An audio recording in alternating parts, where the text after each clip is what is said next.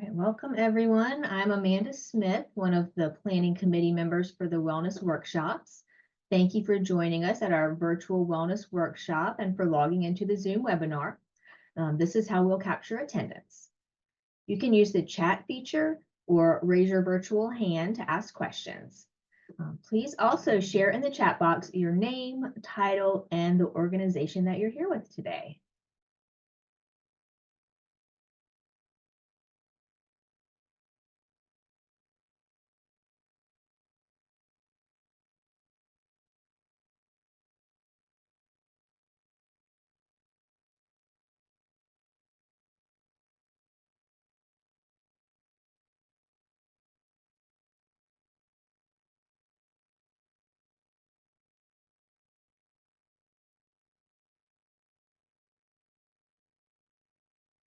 Good morning for everyone just joining us. Welcome. I'm Amanda Smith, one of the planning committee members of the wellness workshops.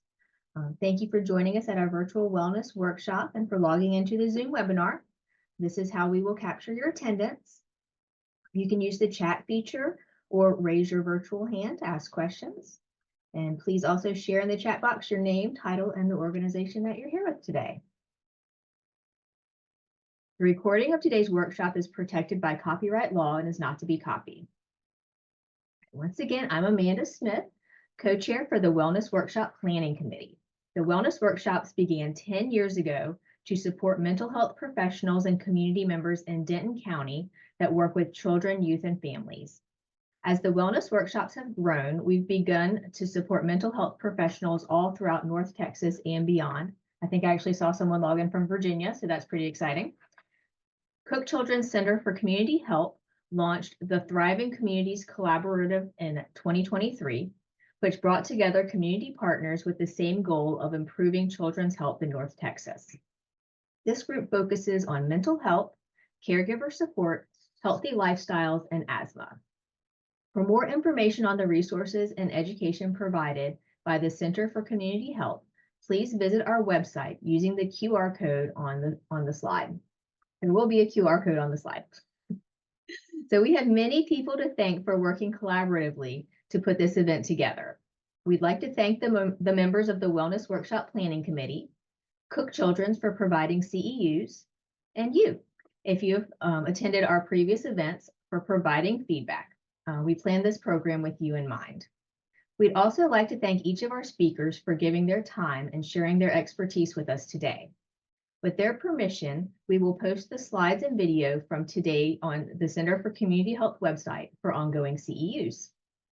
As a reminder, you can find past webinars on the Center for Community Health website, some of which even provide CEUs. We'll put the link for this in the chat. But also, if you did not receive the meeting packet with the presenter slides, you will also find that link placed in the chat. Once on the website, you'll navigate to the Mental Health tab and then find today's presentation and click on Download PDF.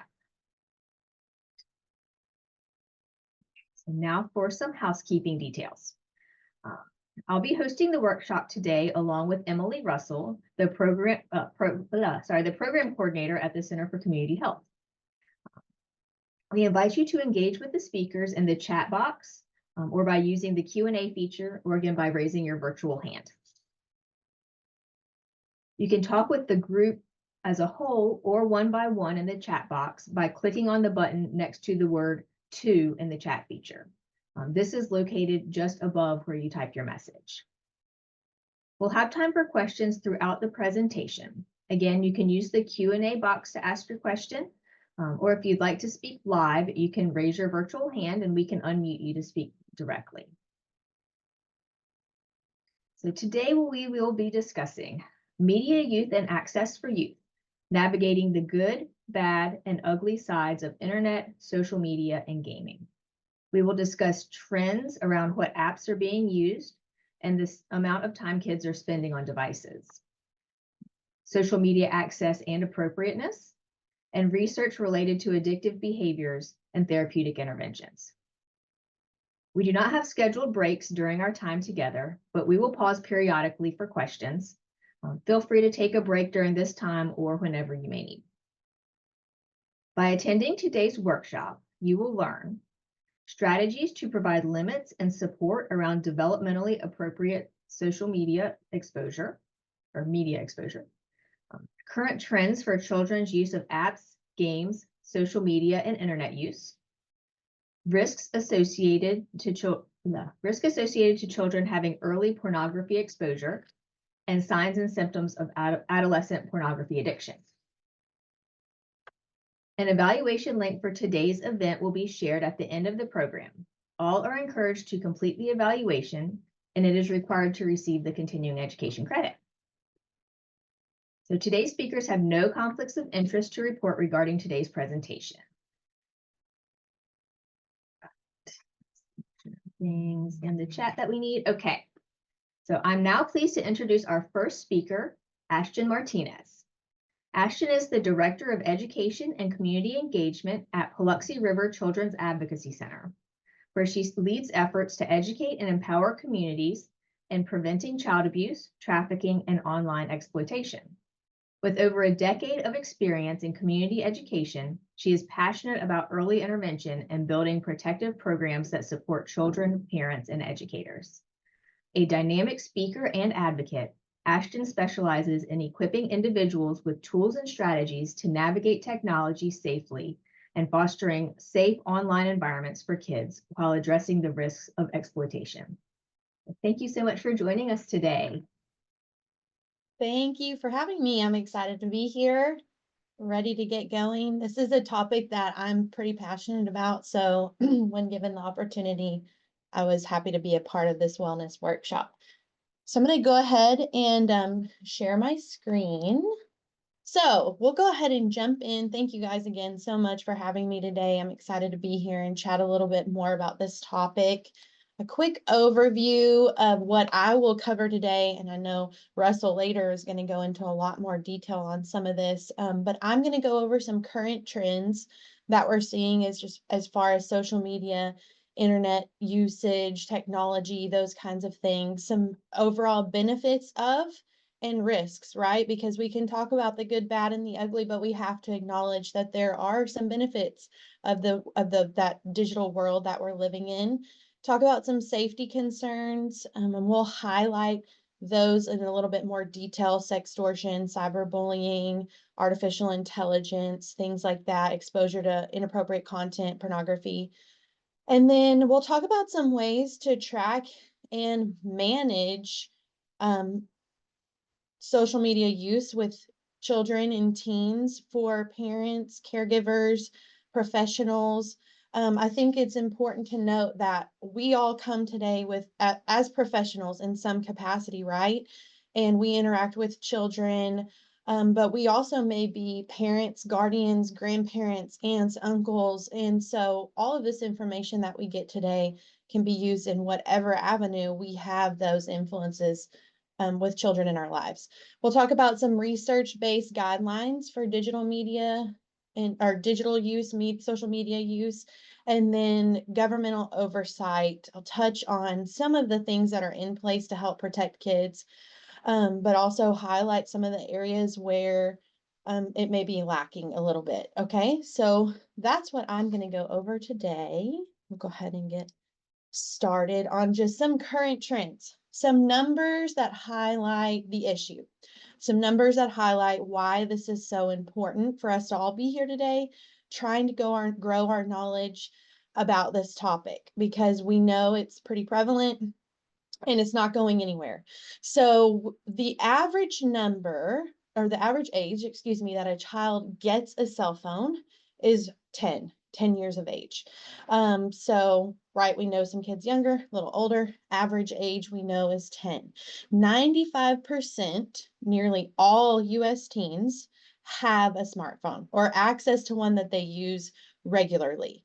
On average, children use ages 8 to 12 in the United States spend about 4 to 6 hours a day watching or using screens. And we have to kind of take into consideration when you see those numbers, maybe they're not using them all always at home for that long of a period of time, but in schools, we've got iPads, Chromebooks, and things that we also have to take into consideration.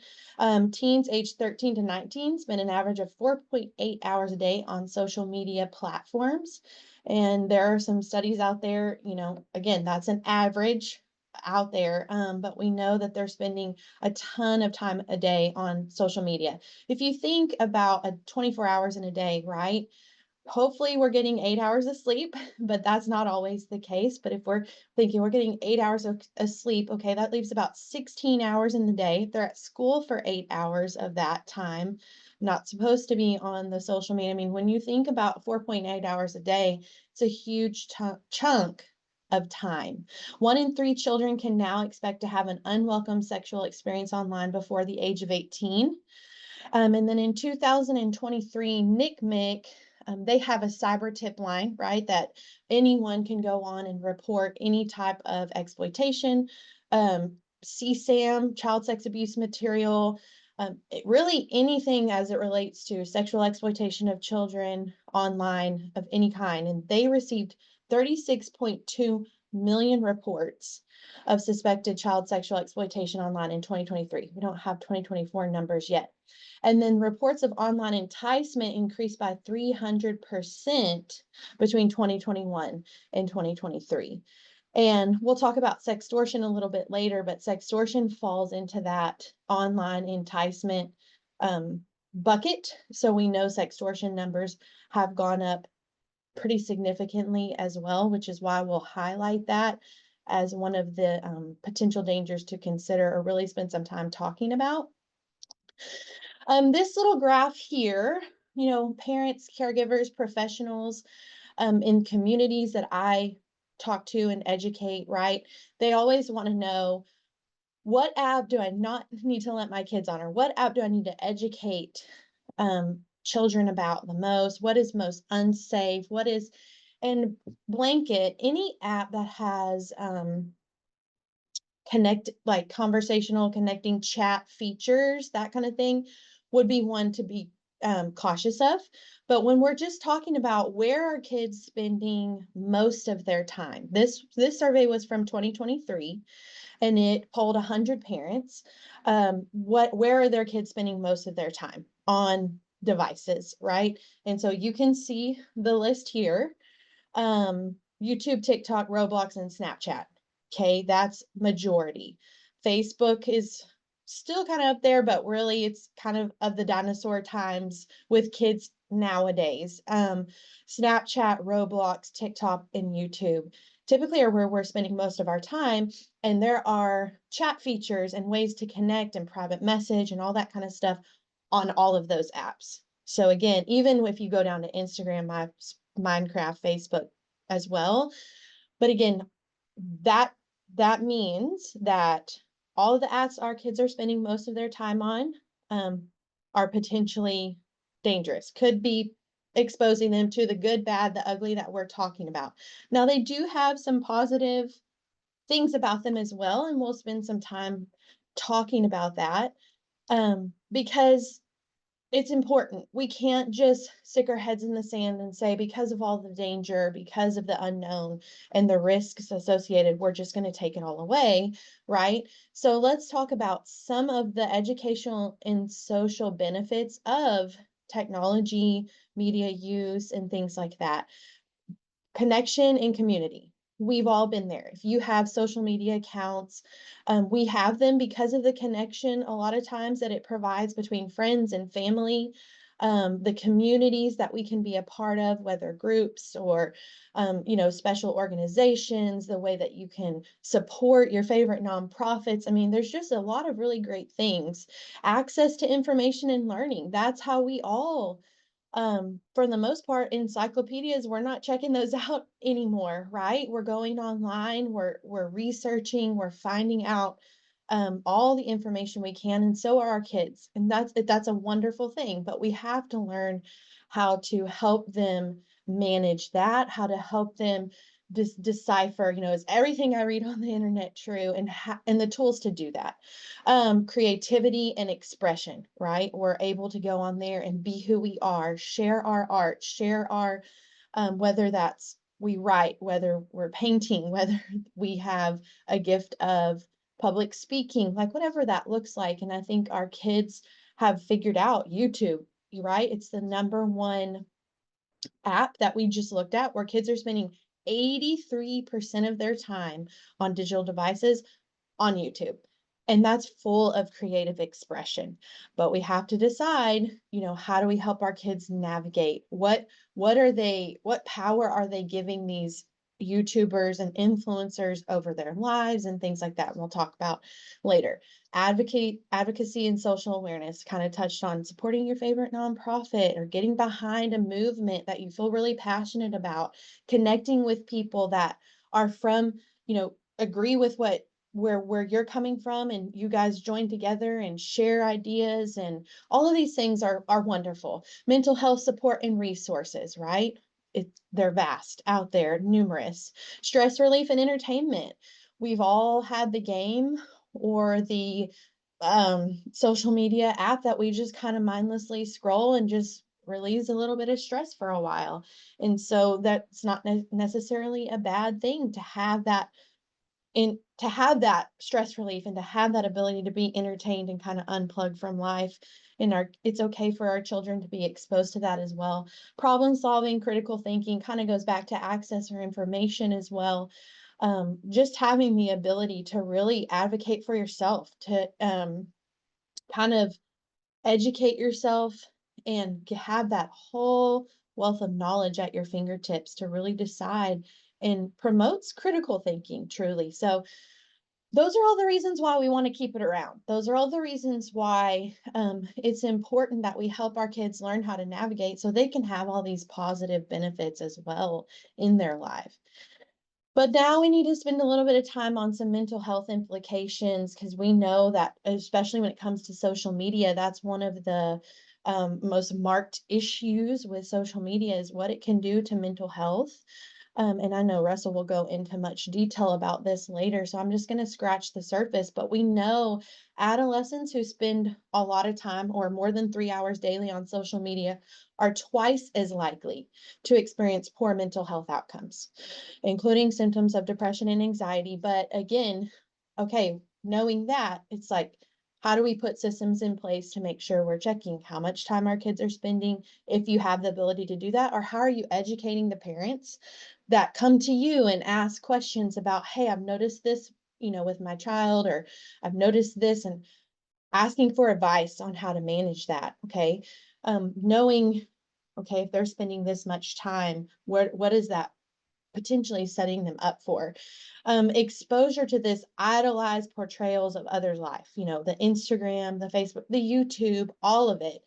It can, we've, even as adults, feel this. I know myself personally, friends of mine, right? We have this, sometimes it can get this negative comparison, this FOMO mentality, right? And all of a sudden we're kind of comparing our lives to everyone else's, and it can seem to diminish self-esteem, make us seem a little like we're not achieving enough. And that's as adults. Think about how that affects, right, the developing mind. Cyberbullying, we're going to touch on more. So clearly, the digital world creates an environment for that, right? And then early exposure to sexual content or pornography, okay, has all kinds of adverse effects psychologically, behaviorally, developmentally. And again, I know Russell's going to cover that quite a bit in a little bit, but important to note. So on the time that our kids are spending online, here are a list of things, right, that could potentially expose them to, even if the intent of being online is to connect with friends, is positive, is to play the game, is to have stress relief, is to find out information.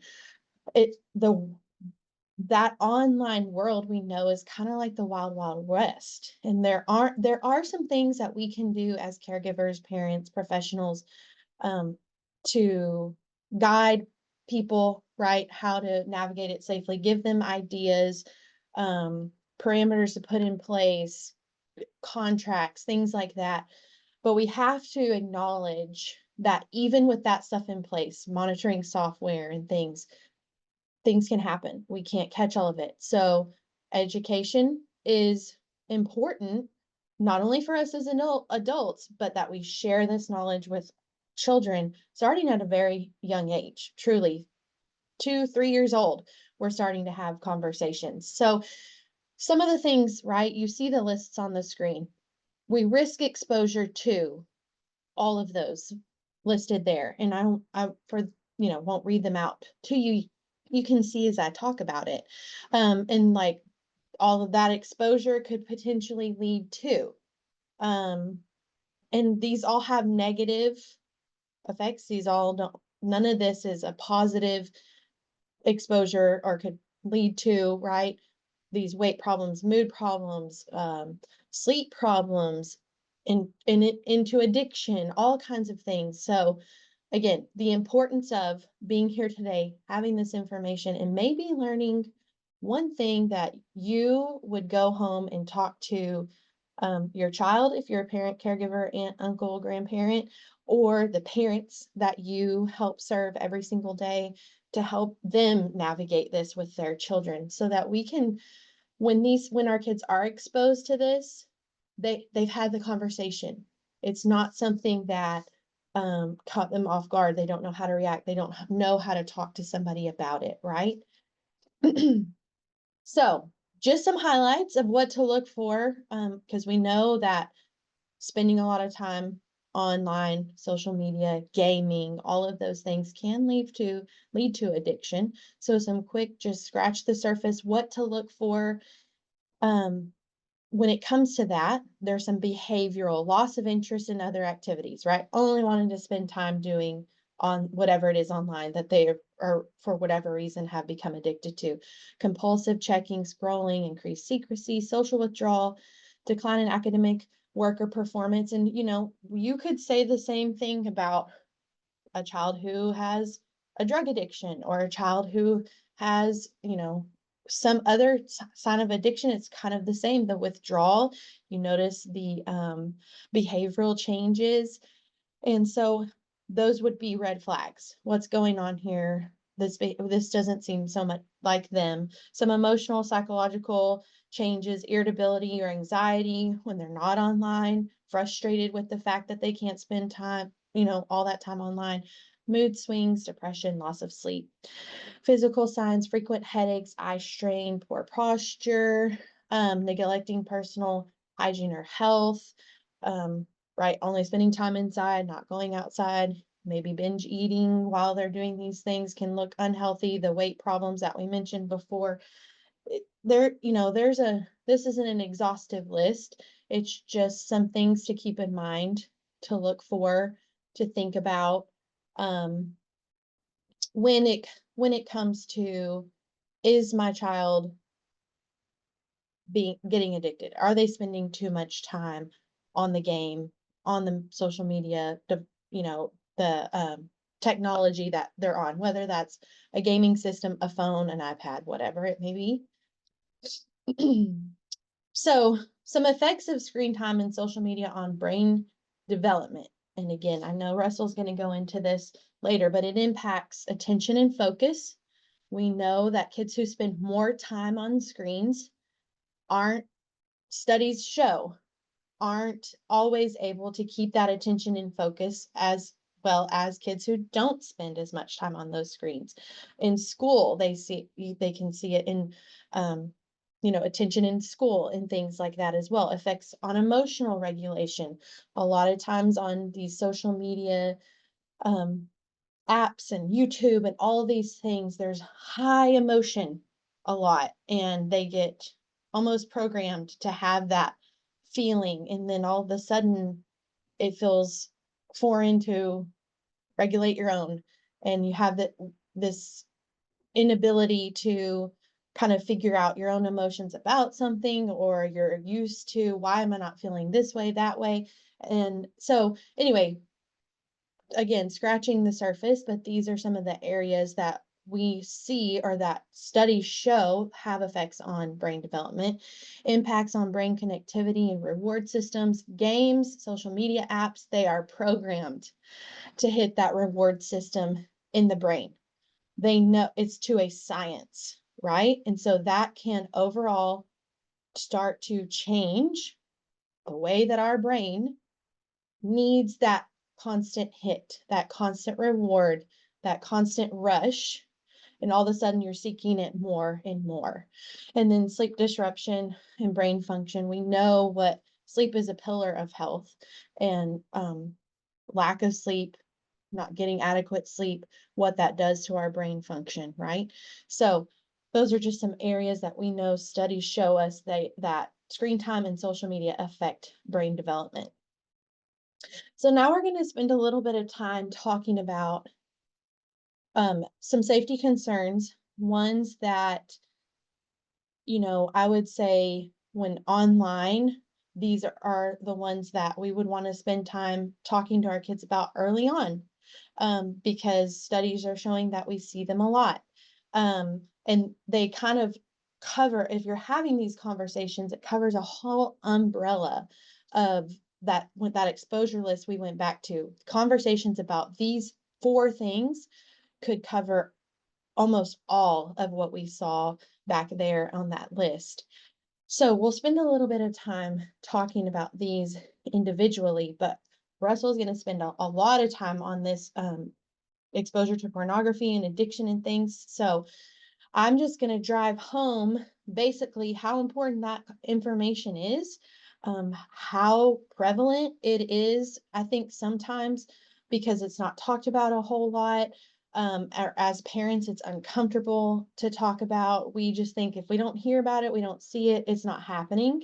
And these statistics here show otherwise. And this was from a back in 2023, a Common Sense Media, they polled teenagers, right? So it's pretty current data, but some statistics that I think really just highlight how important it is to start having these conversations and bring this up to, okay, this might be one of our number one issues when it comes to social media, online activity, all the things our kids are doing online. 15% of teen respondents said that they first saw online pornography at the age of 10. Which you think, okay, 15 is not that many, 15%, right? But that's of the 73 that said they have already watched it online. So we're just saying that on average, they're saying that kids are seeing it around the age of 12. But even younger, even 15%, a larger amount, are seeing it as young as the age of 10. I have a 9-year-old boy. That hits home because I know as a parent caregiver, it's my job to prepare him for potentially seeing that and what that could mean to his brain development, what that could do for him further in life if he hasn't had the ability to talk to somebody about it, learn what it is, how to respond, what it means, answer any questions he has. Unintentional exposure to pornography. That's kind of what I was mentioning there. They're saying 63% they have only seen it accidentally. And that might, they're, reporting, there may be a couple of kids in there saying, well, I don't want to admit, right, that I saw it on purpose, but the ads, we've all seen the ads that pop up that are inappropriate, clicking on a link and all of a sudden it's an inappropriate website, or there's a picture or a video. I always use an analogy, and I think it's just kind of highlights. I can remember, and most of you may be around my age, or you can remember this, but going to Blockbuster with my parents when I was younger, and they would take me to the aisle that I could rent a movie from. I couldn't go to the horror aisle. I couldn't go to the rated R aisle. It was that, this is what I could choose from. And that's how they protected me. I didn't have a smartphone, didn't have YouTube. Now there is no, once we give access to a smart device of any kind, or our kids are online playing, right, and communicating with people in an online game, we don't have that control anymore. So even accidentally, these things are happening, which is why it's so important to have the knowledge, to be aware, and to know, all right, this is something I needed to be talking about or addressing, if I have the ability to do that. So 73% of teens aged 13 to 17 have watched pornography online. more than half of them reported seeing it by the time they reached the age of 13. And then 45% of teen respondents said that they felt online pornography gives helpful information about sex. And so that there tells us they're carrying the information that they have learned through watching pornography into as they grow, right? That this is helpful information about sex. I'm learning. We all know how detrimental that can be and what that says about relationships and what that says about how to treat others and different things like that, because there's no telling what they've seen online. So again, I think Russell's going to cover that so much more in detail later, and I'm excited myself to hear more about it. So cyberbullying is another issue, just prominent, truly is something that most over half, okay, we see the statistic here, 2023 national survey in the United States of middle and high school students revealed that approximately 55% of them have experienced cyberbullying at some point in their lives. 27 reporting incidents in the past 30 days. And I go into schools and talk about this from second grade all the way to 12th grade.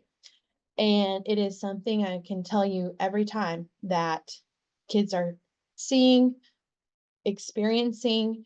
And so we've just got to keep that conversation going and help our kids know what to do when they see it.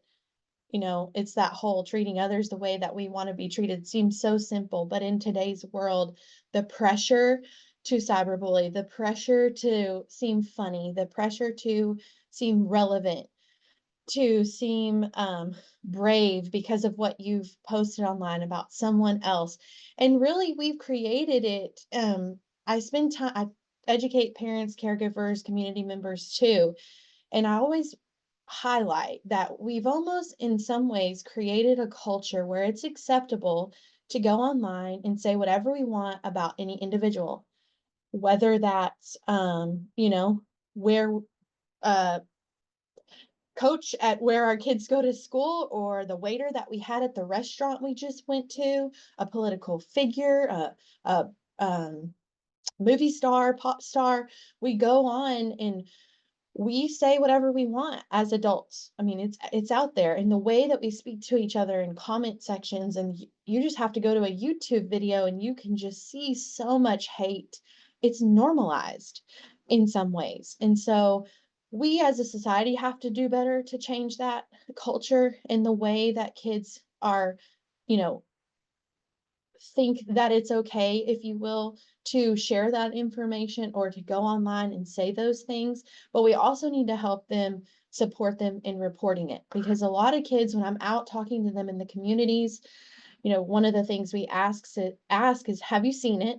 Right? And gosh, 70-80% of the hands go up. How many of you have actually reported it? And 20% of the hands go up, and we talk about why. And most kids are afraid of retaliation, being labeled as a snitch or something like that, right? Or that they won't be believed. Those are the three main things that I hear when I'm out in public schools and communities. And so how do we change that? How do we support kids when it comes to cyberbullying? How do we create a culture where not only is it not accepted, but it's almost rewarded when we share? Because we've all seen the headlines. We all know that it's taking lives younger and younger, and how it affects mental health, right? So again, that is something that we need to be having conversations with our children, talking to parents about, so they can have conversations with their children from a very young age about our expectations for treating others right face to face is the same online as well, and what the consequences are if that if that standard isn't upheld, if we notice someone's posting this or doing that or whatever. And I actually had someone recently say, we're seeing this in our school, like a counselor, we're seeing this in our school. Here's what's happening. Kids are live streaming these terrible things that are happening to others and posting them on TikTok. And then they get all these likes, you know? And so anyway, all that to say, we could talk about cyberbullying for a very long time, but it's important to know it's one of the most prevalent issues or harms, potential dangers online. And so we need to be having these conversations as early on as we can and supporting our kids through reporting it and telling, right? Okay, sextortion. When I mentioned earlier that online enticement numbers had gone up by 300% based on NCMEC's reporting, which stands for the National Center for Missing and Exploited Children. And I'll give them a little plug really quickly. All of the information that we talk about today, online enticement, sextortion, cyberbullying, we'll talk about AI a little bit here in a minute. They have so many wonderful resources and even little videos that you can pull up and maybe watch together, or it'll help you kind of find the words to have these conversations with our children. Maybe it's something, maybe you're sitting here and you're like, I've never really even heard of sextortion. What is that? Or maybe you've heard of it, but you didn't really think it was that big of a deal. It doesn't happen that much, right? There are so many resources on NCMEC for these kinds of issues, for parents, for professionals. And so I'd encourage anyone with extra time, if you want to know more, go on NCMEC's website, National Center for Missing and Exploited Children, and look at those resources. But sextortion rates have gone up tremendously. And I've sat on some trainings, law enforcement, different things, and they're like, the amount of the amount, like numbers wise, that this is happening, we simply don't have the manpower to get a hold of it. So what do? We educate. That's how we get a step ahead of the people that are doing things like this. So educating communities, educating however you can in your realm of influence. It is a form of online sexual exploitation. Online blackmail is how I explain it to our high school kids that we're talking to. You see that picture there. It's from the National Center for Missing and Exploited Children. On average, 812 reports are made to NCMEC weekly about sextortion. And then you see about 2/3 are involving financial demands. So let's talk about the two forms of sextortion.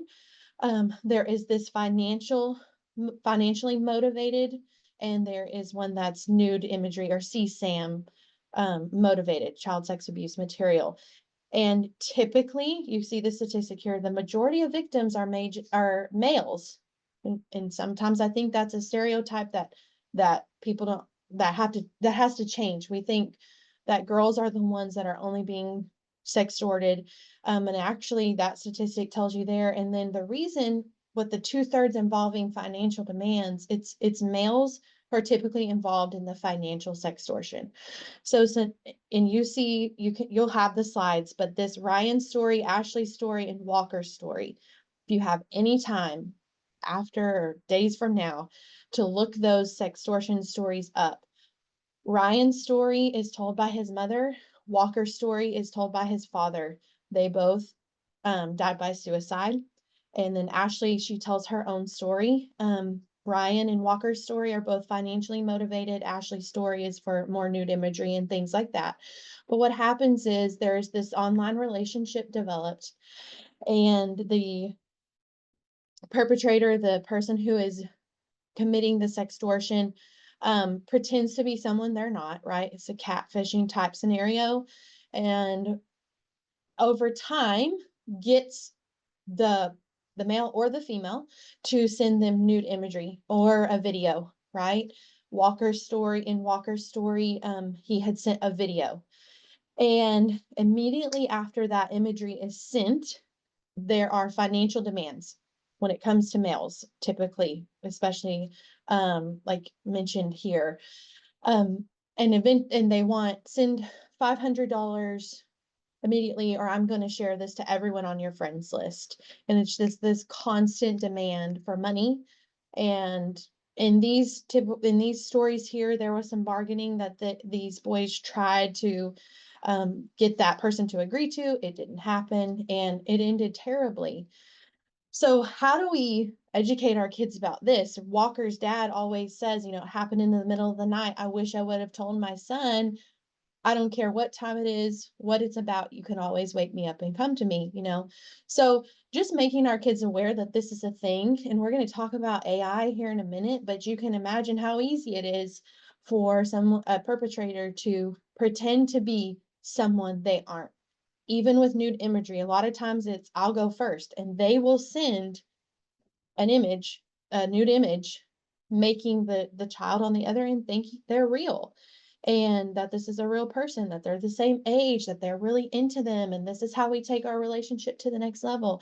So with Ashley's story and most female sextortion stories, it's a demand for more imagery because they can use those images and sell them online, or video. Okay, so like she was being controlled to send more specific, I want you to do this in this picture. If you don't, I'm going to share your image with everyone.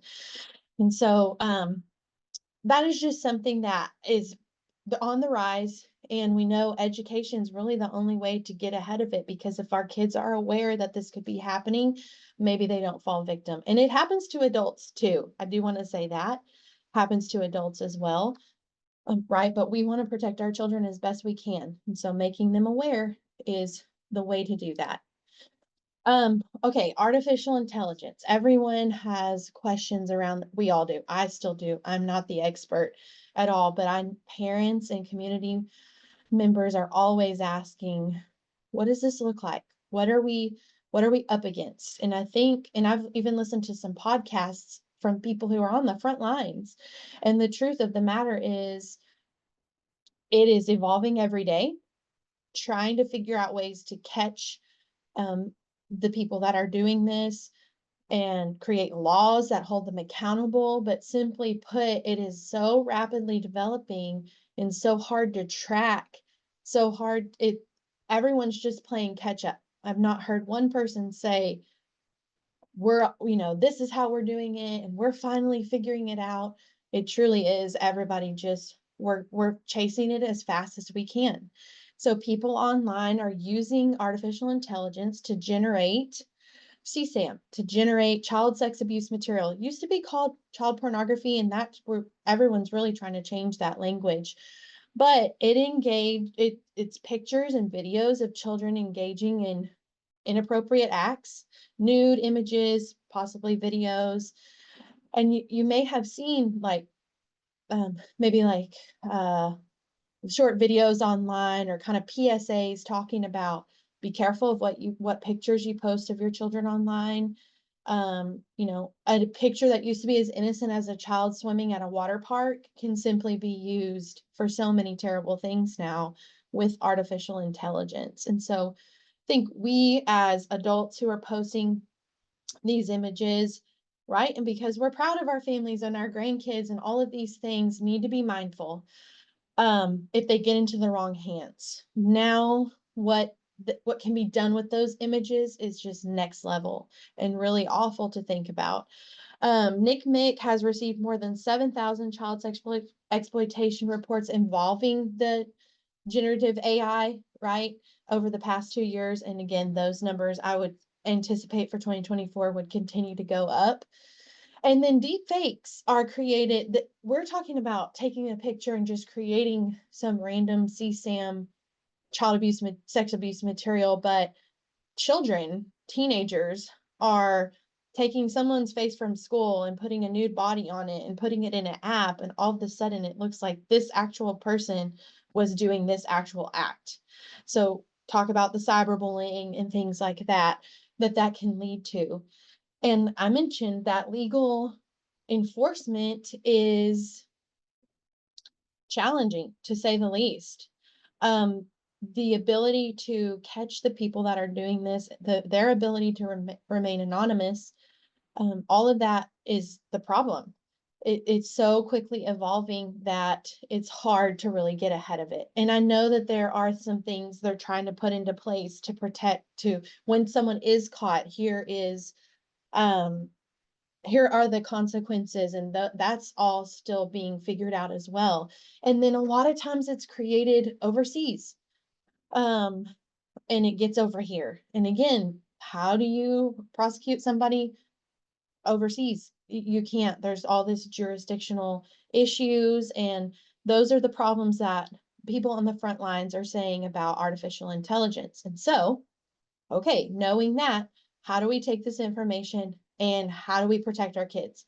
How do we let them know that this is out there, and how this tool is could potentially be used to harm them and harm others? How do we help them navigate this? Because I think right now we're all still playing catch up, and it seems like a very big, scary monster that we don't really have a grasp on. And that's the truth of the matter. So we do the best we can by educating ourselves and any of those children that we have influence over, that we come into any type of contact with, that we are able to have these conversations with, whether it's them or their parents. Okay, so we've talked about some of the main kind of security concerns. Again, if we're talking about those things, that covers a whole umbrella of other topics. But there are ways to manage and track, and you guys have probably heard about Bark and Custodio, and there's Norton has their own version, like parental control apps, right? And ways that you can set certain limits, and even there's a lot that you can just control on the basic iPhone settings that they have about screen time and what access our children have, and things like that. And those are all wonderful tools to keep in a toolbox to help, because we can't be there all the time as parents, guardians, professionals. And so these are ways to help mitigate some of the risks.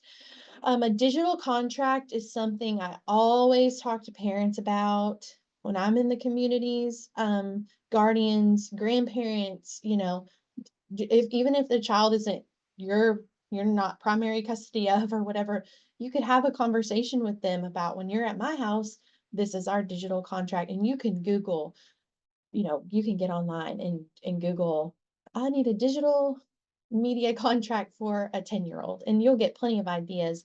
I think what's really important is to highlight just about a digital contract and thinking about what that looks like, is that it's a two-way street, right?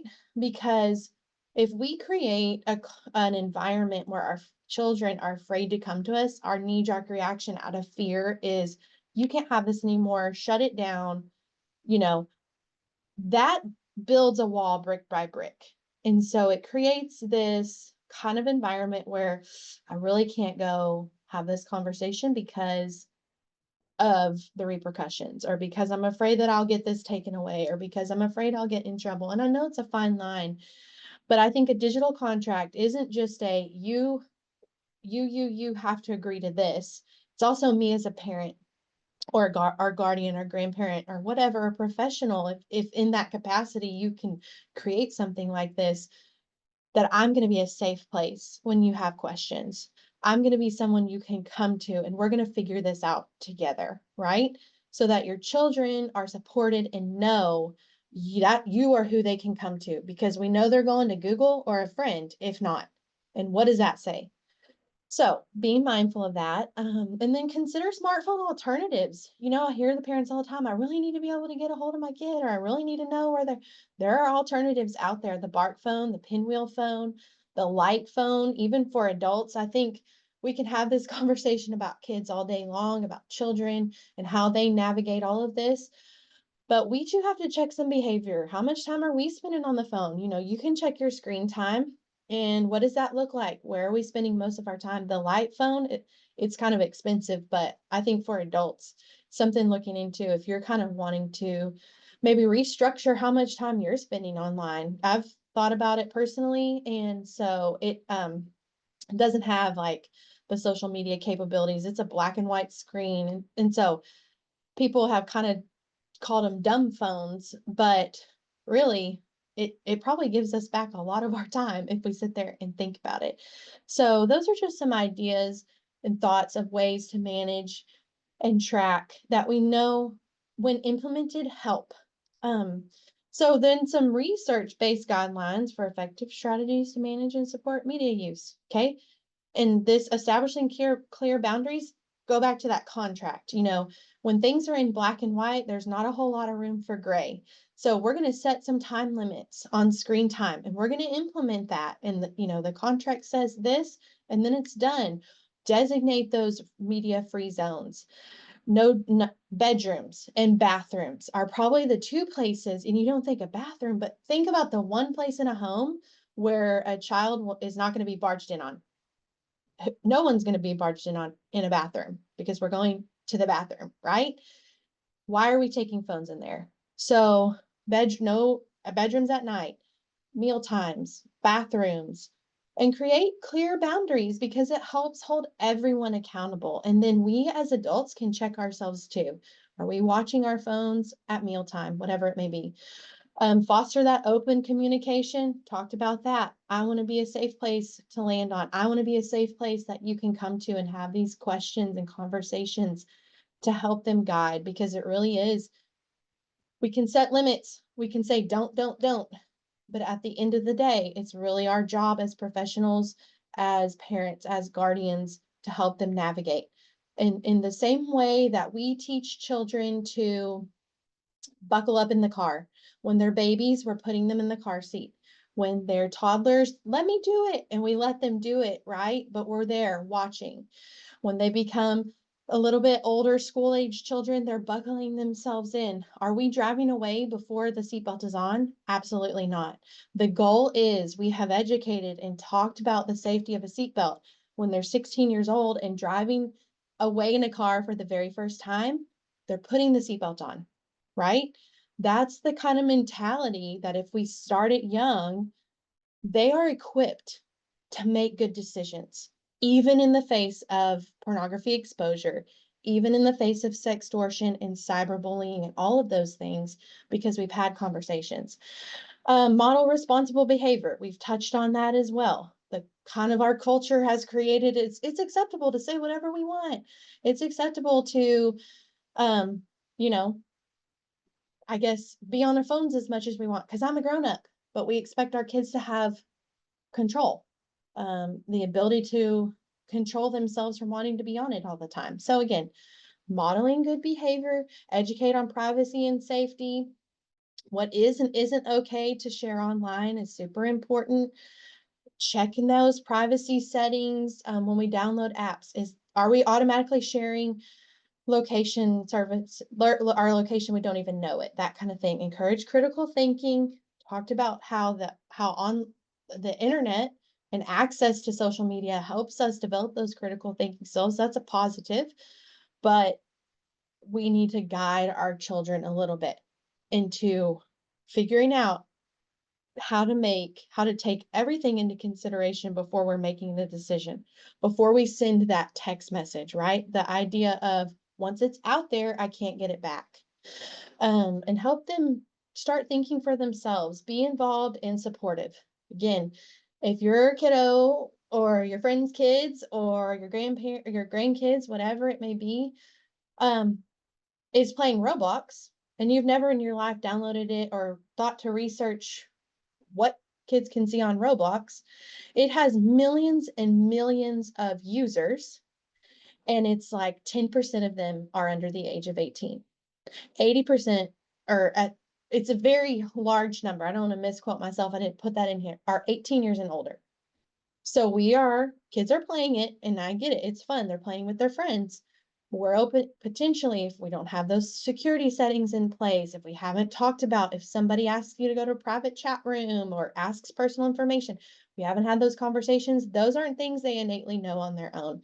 So being involved, being supportive, sitting there, playing the game, checking the friends lists, that can't be understated how important it is to help protect our children.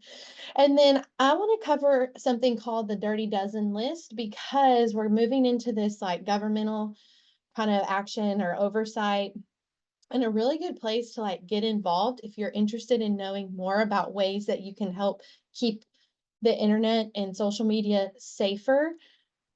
This list is put out by the National Center on Sexual Exploitation, and it comes out every year. So this is the 2024 list, right? Just from last year. And they basically highlight the Dirty Dozen, the 12 most Mainstream, you see here, apps and things that facilitate or enable sexual abuse and exploitation, not just for children, but across the board. And so you see some here that you're thinking, what? Reddit, Roblox, right? Discord's a big one as well, for gaming communities. So they highlight them, okay? And then you can go to this website, look at everything. You can click on each app and it'll explain in detail why is one of the ones that has been nominated. But then what the point I wanted to get to when it comes to like, trying to make the internet a safer place, a lot of times there are petitions associated with holding these entities accountable. Whether it's, I don't know, Roblox saying that no one under the age of 13 can get an account, but there's not really a way to make sure that they're holding, their users accountable for that. That's an example I'm using, but say that there's a petition started to make Roblox change that in their security settings. And like I said, every year it changes. So you could go click on these and there are ways that you can try to take action into keeping the internet and safer for us and for children. If that's something that you're interested in, I would just encourage you to check out that website, that list, and see if anything in there kind of inspires you to do that. And then I want to spend a minute just talking about what is happening in government to help protect children online, to help hold accountable people that are taking advantage of our kids when it comes to those dangers, how they're holding social media apps accountable, because I know I'm spending a lot of time talking about the dangers, but that is some of the good, bad, and the ugly. And it's our responsibility to help protect our kids. And so what does that look like? So you can see some of them listed here. I think overwhelmingly, and you could, this isn't an exhaustive list. You could Google that and see there are others, but I think what I kind of want to highlight, the two most prominent that are in place currently are the Children's Online Privacy Protection Act and the Protecting Children from Online Sexual Exploitation Act. Okay. 2021 is when that Protecting Children from Online Sexual Exploitation Act became law, right?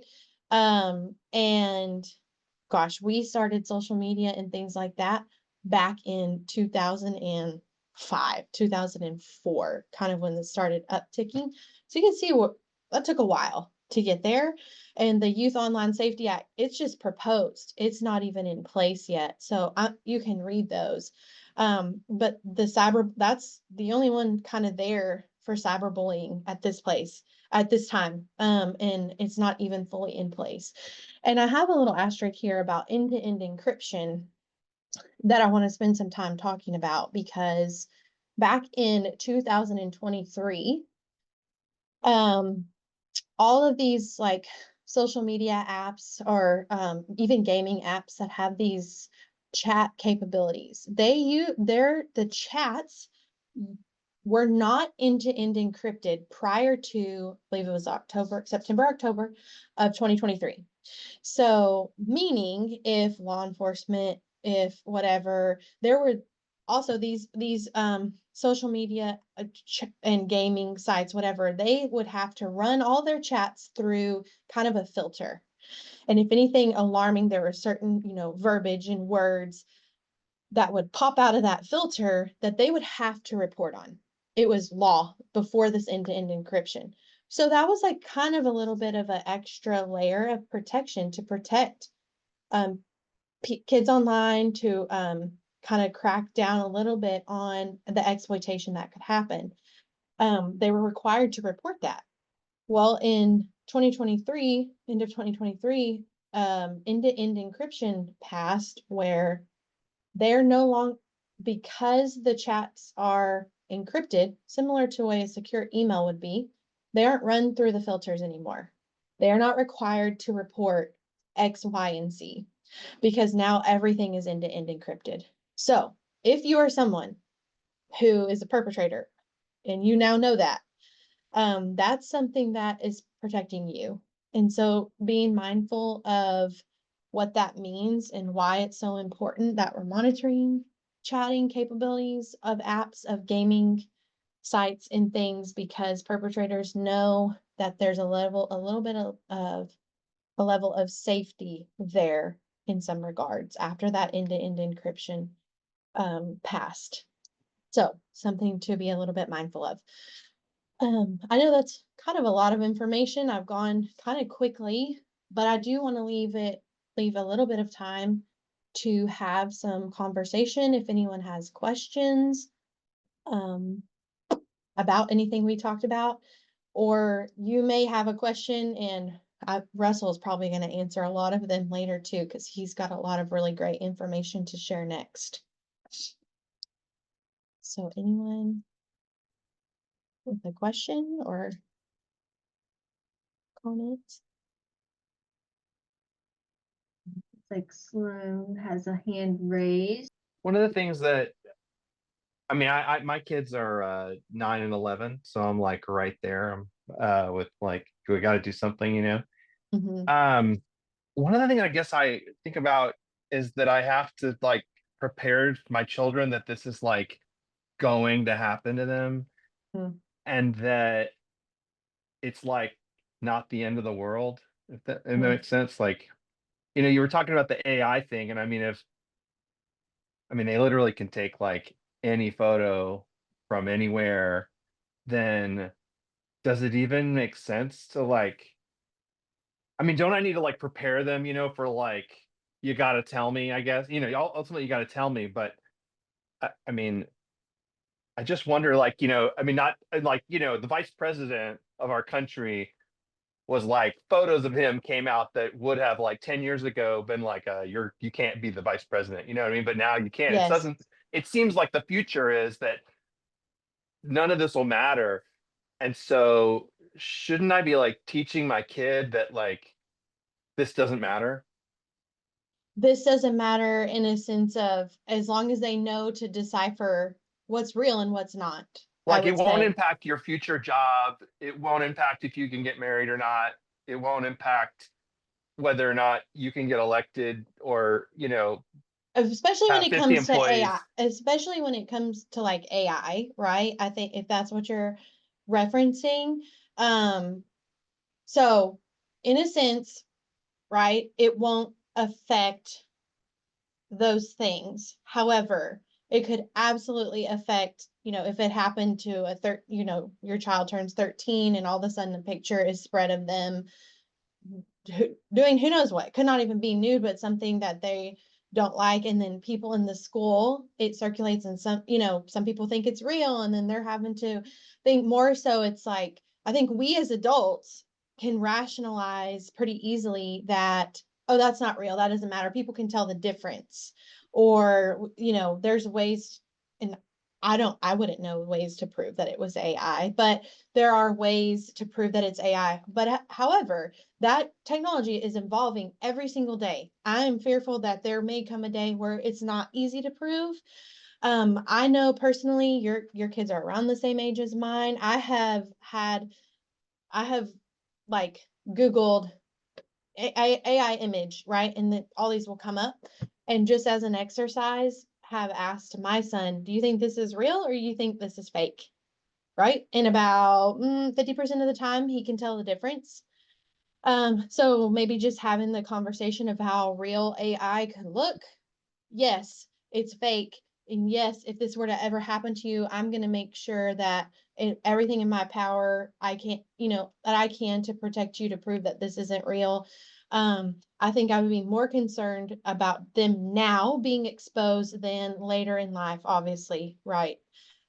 Being able to decipher and I guess my question is like, it seems impossibly hopeless that, I mean, if a boy at school at when my kid's 14 years old and there's a boy in school who wants to like harm my daughter, you know, with his phone, you know, yeah, uh-huh. like that is impossible. It cannot be that it's like, oh, well, there's a photo from when you went to Hurricane Harbor, and that was so, we slipped. You know what I'm saying? Like, I guess that's what I'm trying to figure out is like, what do I tell my kids as far as like how big a deal it is in the sense of like, do we just accept it like the flu? I guess is what it really comes down to. I mean, I think you have to accept that it's happening. And so you have to acknowledge it. I don't think that it's something that you can, it's happening. There's really nothing I can do about it. So we'll cross the bridge when we get there, or, you know, or that they even have to accept it. If you have the conversation with them, and this is me, what I would tell parents if I was out there educating, we need to have the conversation that, hey, this is a thing. AI, this is what they can do. They can take pictures and distort them, and they can put this head on this body and do this, that, and the other. It could potentially happen to you one day. I hope it doesn't, right? But it could. If it does, I want, here is what is in place, or here is what I want you to tell me, or here is what, how I'm going to help protect you from when it does happen. You won't be alone, but it's important that you tell me. I think that we have to accept that AI is here to stay for a while in current state. And so we have to have a conversation. But I don't think that everyone's going to fall victim to this. I don't think that, it's going to be where everybody in the school all of a sudden had this happen to them. I'm hopeful that it'll still be isolated instances, that it's not going to be so common like the flu or the cold, but I don't know. I think time will tell on that. I think what's important is your kids are at a perfect age to have the conversation, and you could easily, do an exercise of, do you think this is real? Do you think this is fake? And just highlight how hard it is to decipher sometimes, and then talk about what to do if it were to happen to them. Report it to you and how you would support them. But I think it's Okay, here to stay. I thank you. don't think it's going anywhere. I hope that helped answer your question. All right, let's see, Ashton, we had one in chat, and I think a lot of people have the same question. Is there a group that presents to youth organizations like church youth groups, Girl Scout troops? I would love someone to come talk to the youth and parents. Yep, I'm going to give every advocacy center that is on this chat or not a plug right now, because chances are that every advocacy center in the Metroplex has an education team. And I know that's what we do. We go to any group that wants to talk to us, any parent group, any Girl Scout group, any Boy Scout group, any church group. For us at the Paluxy River Children's Advocacy Center, we cover Hood, Erath, and Somerville County. I saw someone on here from Alliance from Children. They're in Fort Worth. They have a huge umbrella. I would encourage anyone who has a group and you want someone to come and talk to, whatever the age is, that we have, curriculum tailored to certain developmental ages, or parent presentations, community presentations. Call your advocacy center and say, hey, here's the need that I have. Can you guys help me? And I would be willing to bet they can. Perfect.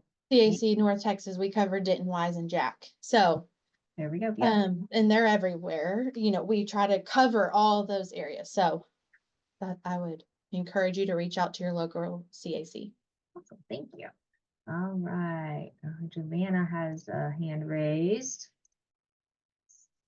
Allow to talk. There we go. I figured it out. Okay. Hi. Yes, it's Giovanna. It's very nice to meet I'm so you sorry. all. I just wanted to kind of piggyback on what you were saying, Ashton, in response to Sloan. And I think, yes, acceptance and acknowledgement is one perspective that we need to take on it. But like with anything, when we talk about like even our health, it's just preventative and proactive measures. And so instead of having kind of a fear response to it, I think some of the things that Ashton has been communicating is just we need to do a good job as well as we can to educate and then create scenarios to role play and practice with our children. And the more we expose them to it, I think it avails itself to hopefully decreasing the risk or the chance that they could be victim to artificial intelligence. And so I continue to talk with parents and counselors as well. And even my own child has had some pre-exposure to that with being on Minecraft, and finding out that my kiddo was in a chat with someone, and I could just tell by how the chat was going that he was being groomed to possibly do something that would eventually hurt him. So I think we definitely have to be involved. We have to be present. We have to watch the shows that they're watching. We have to play the games that they're playing. We can't just dismiss them and let digital technology babysit them. I think this is calling us back in to be more involved and to parent our children and to be in this journey with them. Yes, I think too, I love that you brought up like this whole role playing kind of scenario, because I think it's really effective. And what it does is it just peels back, like it just says that, hey, this is out there. Let's talk about it. And then, and to your point, it's like they have already in their brain what to do. It's not reactive. We've been proactive. And so, hey, my mom, my dad talk to me about this, my grandparent, whatever it may be. I know, this isn't something that caught me off guard or that I'm afraid to tell. So I just like that you talked about scenarios and kind of role playing, because I think it's effective. Absolutely, absolutely. And it's just like when we talk about the dentist, we can come in and have a reactive to that, or I can educate you on why it's important to floss, brush after your meals, have a healthy diet. I think we just need to try to take the same approach, and hopefully that'll ease some of our fears as parents or guardians. But it is pretty intense when you think about like how it came on the scene. It's a really great thing, and now it's turning into this kind of big, ominous monster, if you will. Scary thing. Yeah. So great job. Thank you. Right. Giovanna. Okay, let's see. We have Yvonne, I think. Yes. All right. Yvonne, go ahead. Hear me okay? Yes. Can you hear me okay? Yes. Okay. Would you mind either right now or throughout the presentation share what the school system is doing, if anyone here knows, and how are these topics welcomed or not welcomed in the school system based on politics and curriculum and what our teachers are allowed to talk about, or counselors? Yes, I just I would would like to learn a little bit more, just so that if, like, yes, as parents, as community organizers, how can we push and help the schools bring this knowledge for students? Such a wonderful question. I'm so glad you asked it, because, and so I am speaking in regards to public schools. Private schools, right, to have a little bit of a different way they can navigate things. But in the state of Texas, every single public school is required to bring this education to children. It is part of Jenna's Law, which was created in 2009. Okay. And so since then, it's a requirement that schools bring this education, prevention education. It covers abuse. It covers online enticement. It covers cyberbullying. It covers sex trafficking, age appropriately, right? Sex trafficking actually isn't required until 7th grade, but it is required. And so you as a parent, as a community member, have the right to know, hey, who's teaching this education? Now, each school district is going to be different. Is it the counselor bringing it to the kids? Is it, is someone from the outside coming and doing this education? So I'm going to speak to personal experience. We are in all the public schools in Hood, Erath, and Somerville counties. I'd be willing to bet a lot of these nonprofits, educators that are here on this meeting are also in public schools doing this curriculum. Now, Texas is what's considered an opt-in state, okay? And what that means is if this curriculum is being brought to your children, you as a parent, caregiver, guardian, have to opt in for them to receive the information. Meaning a permission slip is supposed to come home. They say, we're giving this information on this day, and you have to sign the permission slip that they can hear it, that they can attend, right? And so let's assume that, like, where my children go to school, I've never received one of those. And so I had a question for the ISD, hey, who's teaching this curriculum? And they're a little behind on the curve and had not started teaching it yet. They rolled it out this year, but it's kind of a conversation point that you could go to your ISD and ask, hey, I know this is requirement.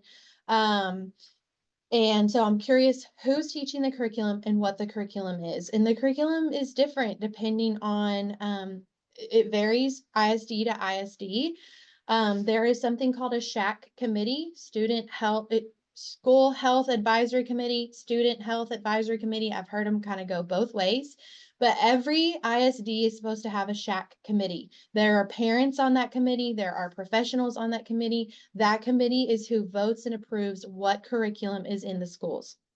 So a great way to get involved is to ask, who's in charge of the SHAC committee, and can I talk to that person about the curriculum? Or, if you find out they are teaching said curriculum, if you want to know more about it, that kind of thing, you could research it at that time. But I think to answer your question, it's a requirement. Every public school should be teaching it in some capacity.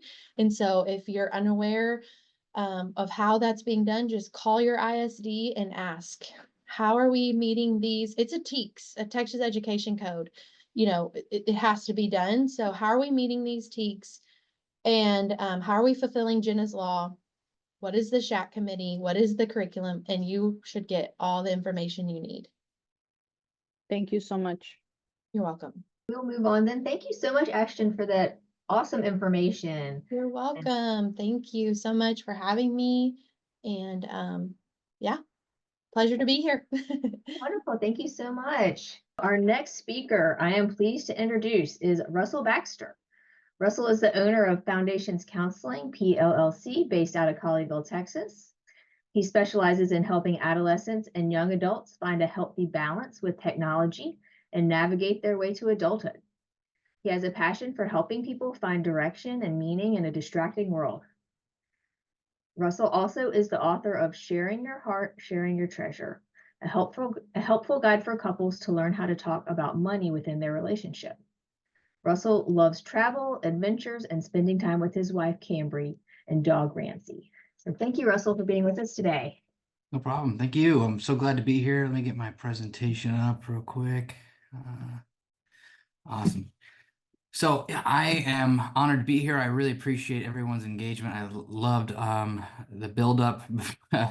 And we will cover a lot of the things that she had mentioned. And I'm so excited to do this. The first thing I need to mention is that I am not anti-technology. I love technology. I use it pretty much every day. Obviously, we're doing it today. I use ChatGPT. I play video games. I am very aware that technology has a lot of inherent goods. And so this presentation really is just about helping us find a balanced relationship with technology, and also to see that maybe we're not quite ready to have unadulterated access to technology, and that there might be some harmful side effects to that. And so a big part of this is going to be, the main thesis of the presentation is that as our mental health crisis is escalating and we're seeing more and more reported symptoms of anxiety and depression, that is not just that our kids and our teens are getting sicker, but they are actually responding to they're having an adverse reaction to an overindulgent relationship with technology. And so I kind of want to just do a brief overview. I know it was covered in the previous presentation, but I just want to look at some other different ways that we interact with technology. Video games, console, PC, virtual reality, console and PC, especially for young men, we're spending hours and hours of their life on this. And this isn't necessarily the games that are always necessarily the problem, but also the online culture that comes with that. And video game culture specifically, there's a lot of shock and awe and kids saying gross and grotesque things to get attention and to get likes. And it's often that culture of video games, which is teaching, 12-year-olds are commonly playing video games with 30, 40, 50-year-olds. And so there is no respecting of age in those environments. The second one would be binge watching content. I think this is one that all of us can relate to, especially with Netflix. We say one more episode and then I'm going to go to sleep.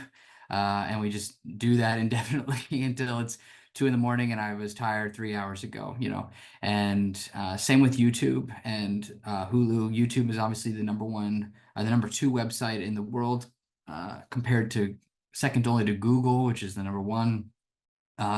Millions and millions of hours of video content are uploaded every day, and it is exceptionally popular. And it, once again, it's not necessarily inherent evil.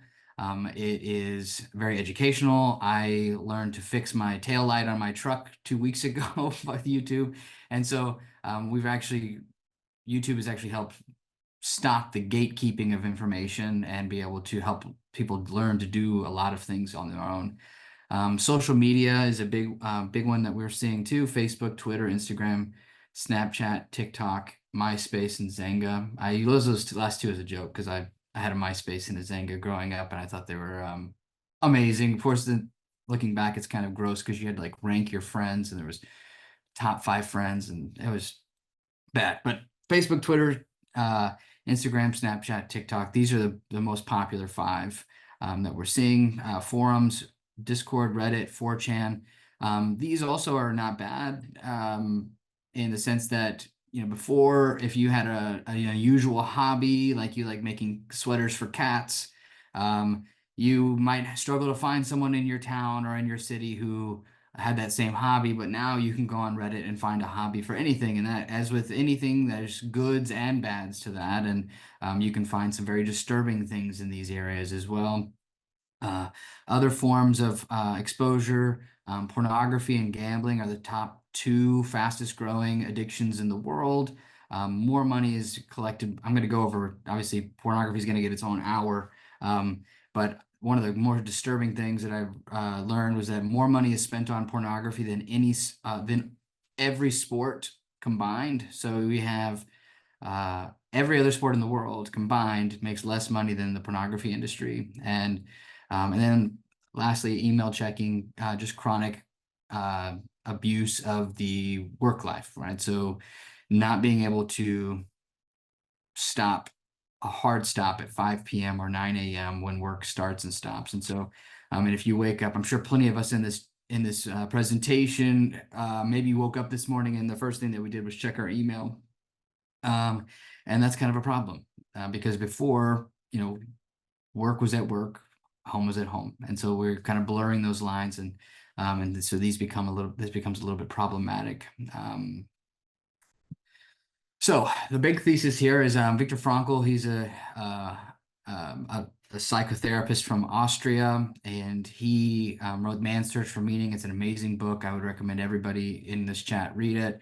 But the main thesis behind this is from his quote, and that is, an abnormal reaction to an abnormal situation is normal behavior. And so I'm going to make the suggestion that our teens are having a perfectly normal reaction to an abnormal situation, and that they were never designed to be inculcated or exposed to this much information, this much connection, and this much novelty at any one given point. And I'm going to go over a reason why we're seeing this adverse reaction, but I think the big part that I'm trying to make is that our kids aren't getting sicker.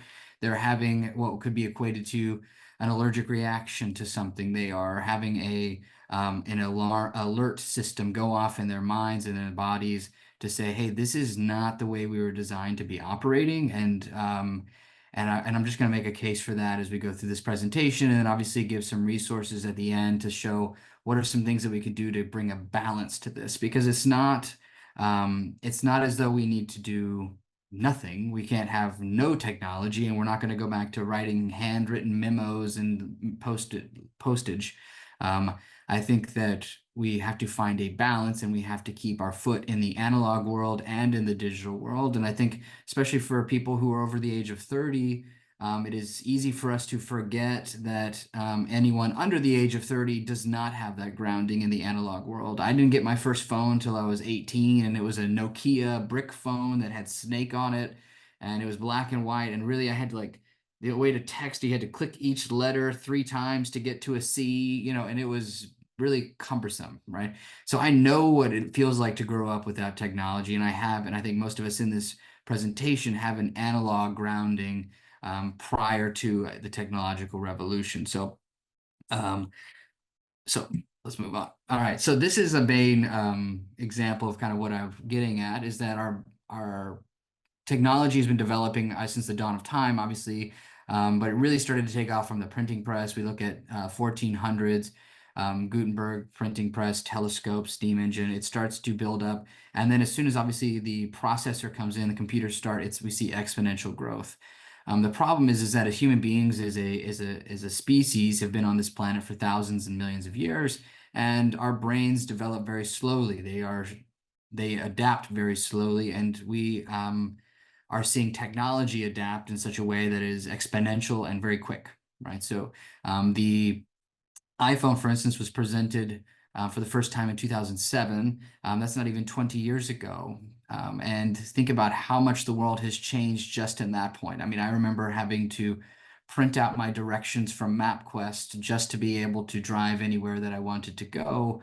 And now I can just type it in, and I do it now all the time just to make sure I avoid traffic, right? And so our world has changed exponentially, and for a lot of it is inherent good, right? I love avoiding traffic, but I also think that we have to be considerate of the fact that our brains are throwing away a lot of the things that the previous thousands of years had programmed into us, such as community, connection, eye contact, and meaningful conversation. So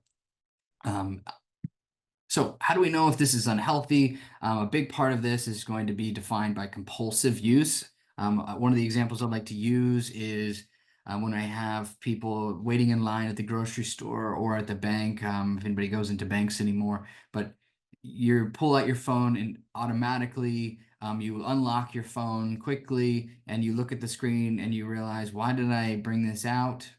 You know, or you immediately go through your ritual to click what app you want to look at, and you are looking at it, you know, and scrolling, right? And you didn't make that choice. You didn't think to make that choice, I should say, and it just kind of happened compulsively. And that is a triggered response from boredom or not knowing what to do with your mind or your thoughts. And this is what we're seeing a lot with teens, especially, is an aversion to waiting, boredom, empty time, quiet time, space, just blank space, which used to be fairly normal part of existence before. So second part would be to sleep disruptions, looking at how many times, I mean, this is spans teens, adults, kids. I mean, I will, before I put restrictions in place for myself, I would stay up till 1, 2 in the morning playing video games or be on social media. And the problem with this too is that a lot of the things that we do to distract ourselves at night are actually making it harder for us to go to bed too. So you may spend an hour and a half on YouTube learning about the Roman Empire and how it built roads and how it connected all of Europe, and your mind just gets really activated, or you're looking, I mean, especially as I was talked before, a lot of it is anger and emotion triggering. So it makes it very hard for us to relax and go to sleep, which makes it harder for us to perform the next day. And so it becomes a detrimental thing to the user. We're performing worse in school. Our kids are performing worse in school. They're falling asleep in school. And I mean, it's harder for us to do our jobs. And we're just not our best selves, and we're cranky, you know, etc. And typically it becomes a self-sustaining cycle of, I'm uncomfortable because I'm not taking care of myself, and so I need something to numb my discomfort, and so I spend more time on these detrimental devices, and it just creates this cycle that's really hard to stop. So, and obviously excessive non-work time with devices, so we're ignoring our relationships for synthetic connection. We're not having family dinners anymore. We're not sitting down and having conversations, learning from each other, talking about our days, etc. So, all right. So people would say, all right, Russell, this is the counter argument that I get a lot to my presentation is, well, I don't think that the kids are getting sicker because of um, technology. I think that we as a culture are just getting more comfortable talking about mental health. And, you could say that that is true if it was just if it was just about reporting subjects. But what we looked at, what Jonathan Haidt actually did, Dr. Jonathan Haidt did a lot of research on this. And what he found is that if that were the case, we would see a uniform growth in these symptoms. And the ones that we would see the most uniform growth would be we would see consistent performance or consistent reporting in non-subjective things such as hospital admissions and non-suicidal self-injury reporting. But that's not the case. In fact, 2010 and this is the reason why it's marked like this. 2010 was the birth of Instagram. It's when it was first released on smartphones. And we're seeing a dramatic rise in these reported hospitalizations and or at least emergency department visits and self-injury reporting, right? So these are things that wouldn't be hidden because we are not comfortable talking about mental health. They would have occurred whether or not people were comfortable talking about it or not. And what we're actually seeing is that there is a dramatic rise, and it does affect girls especially. Because of the prevalence or because of the effects of social media. And yes, it's not a causative link, but it is a strong correlative connection for sure. So another big part of this is another reason why we are seeing what we're seeing is that they did a study in Brisbane, Australia, and they were trying to decide where do empathetic people go for emotional connection, or where do we look on the human face in order to connect with people. And so what they found was that when people are actually looking for a connection, they go to the people's eyes. And the problem with a lot of the ways we're raising our kids now and what was talked about before is that we're spending so much of our time socially connecting through screens that we don't get to learn the emotional consequences of the things that we say and the social skills that would be necessary for a contemporaneous conversation. And so that's why you're seeing a lot of kids now who are anxious about talking on the phone or having real-time conversation because they have not spent as much time with free play as we would need them to develop these skills and to be able to empathize. So what we're seeing is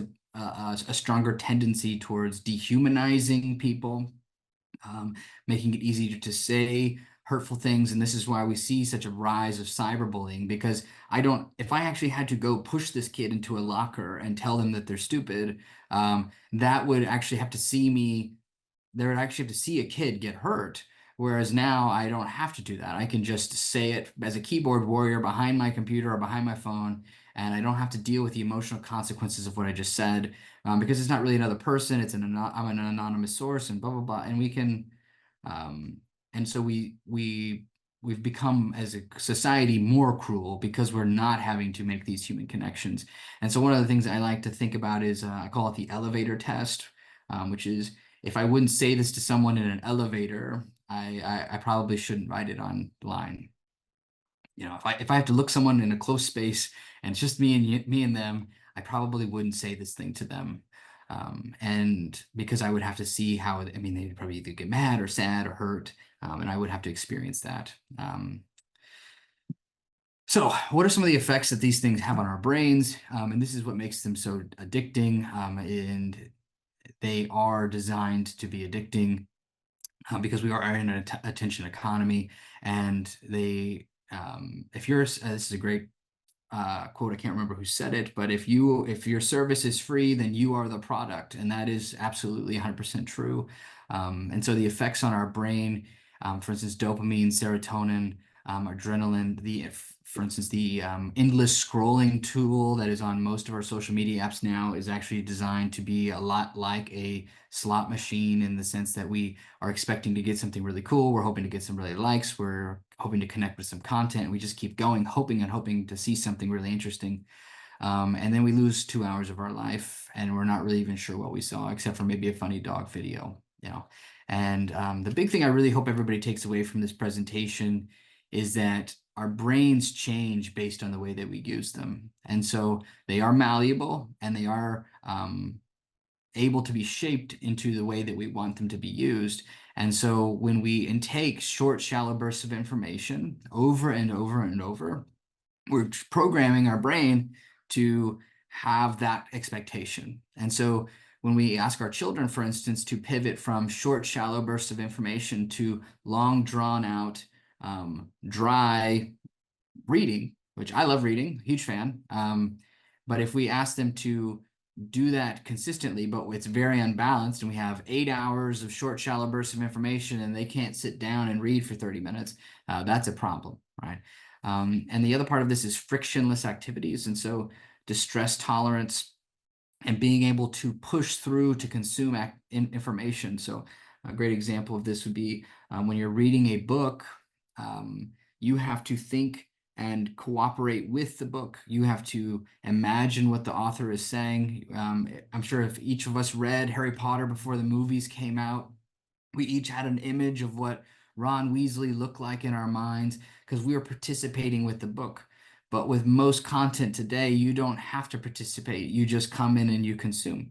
And so it's training us to be just passive consumers who have very little to contribute. And so that trains our brains that, oh, I really would rather just consume. And when in fact, a lot of the more healthy things for us to be doing on a regular basis would require us to participate, such as conversations, reading, creativity, like board games, puzzles, etc. And then lastly, we have decreased tolerance for healthy stress. And I think this is a big part of this. And I could do a whole nother hour on the positive parenting movement, and how we have, in an effort to shelter our children from adversity and struggle, we've actually made them less equipped to face what the world actually has for them. And we are numbing them consistently with digital pacifiers, for lack of a better metaphor. And so when they grow up, they are not developing what I like to think of as a mental callus to be more equipped for the stresses that come with the world. And when I do this presentation for students, a vast majority of them, when I ask them how many of them are afraid of becoming an adult, it's a vast majority. They raise their hand. And it's because the world that they see in front of them is very scary, but also because they have little to no experience with responsibility in any meaningful way. And that's why we're seeing Dr. Jean Twenge did extensive research on this in the book iGen. And she shows that we have now the fewest number of teens who are employed. We have the fewest number of teens with driver's license. We have the fewest number of teens with doing risky behavior or going out and trying new things. I asked one of my clients once. He said, I got invited to a party and I didn't want to go. And I said, why wouldn't you want to go to a party? You get to be with people and hang out and have a good time. And he's like, no, but then I had to go meet a bunch of new people. And then somebody had a seizure at a party once that I was at. And so now I never want to go to parties again. Right. And so he's stopped living life because of this fear and risk aversion. So as a group, I'm going to see if I can find my chat. Well, I don't have it. And but as a group, I would love to get some perspective on this. I'm going to play this. I would love for everybody to watch this video and then just kind of pay attention, have a little bit of a mindfulness moment, and see how this feels for you as you watch this. Okay.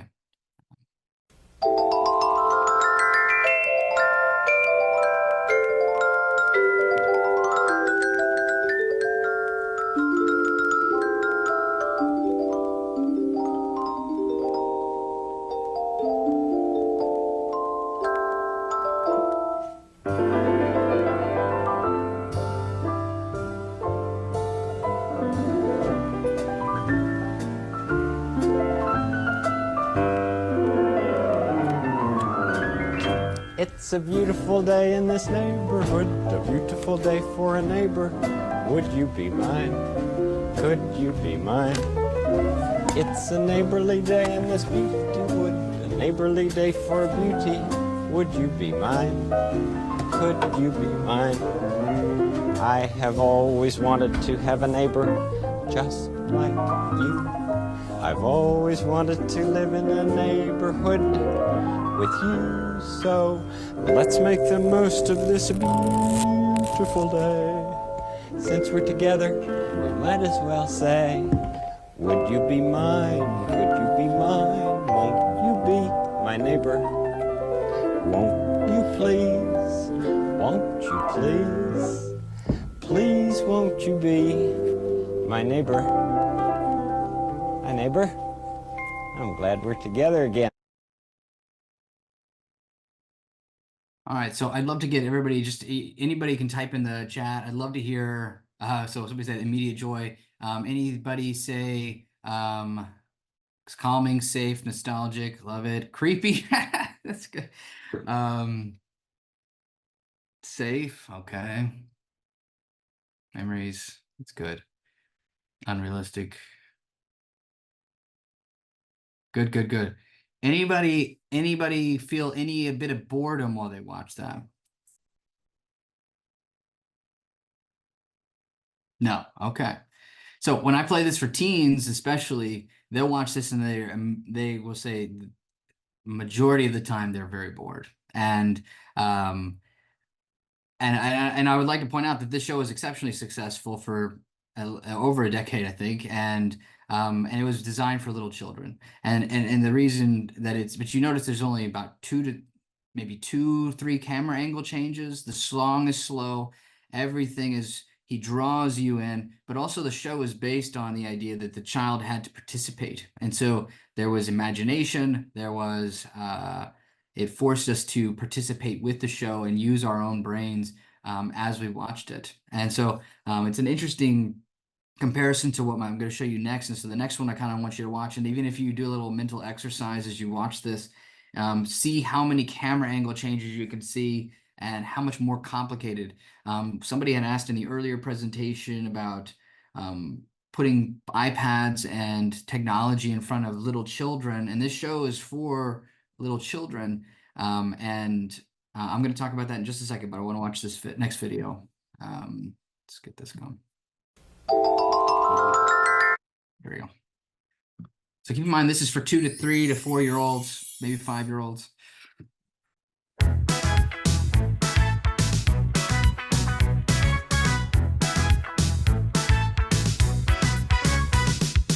Yes, we are Little Baby Bum, where you learn and have lots of fun. The songs and dancing never ends with your nursery rhyme friends. Twinkle, Mia, Jacus, Baba, Daisy, Pig, Super Pig, Incy Wincy, Baby Panda. You've met us now, please do return to see us again. There's lots to learn, and lots of songs and lots of fun, lots of love from Little Baby Bum.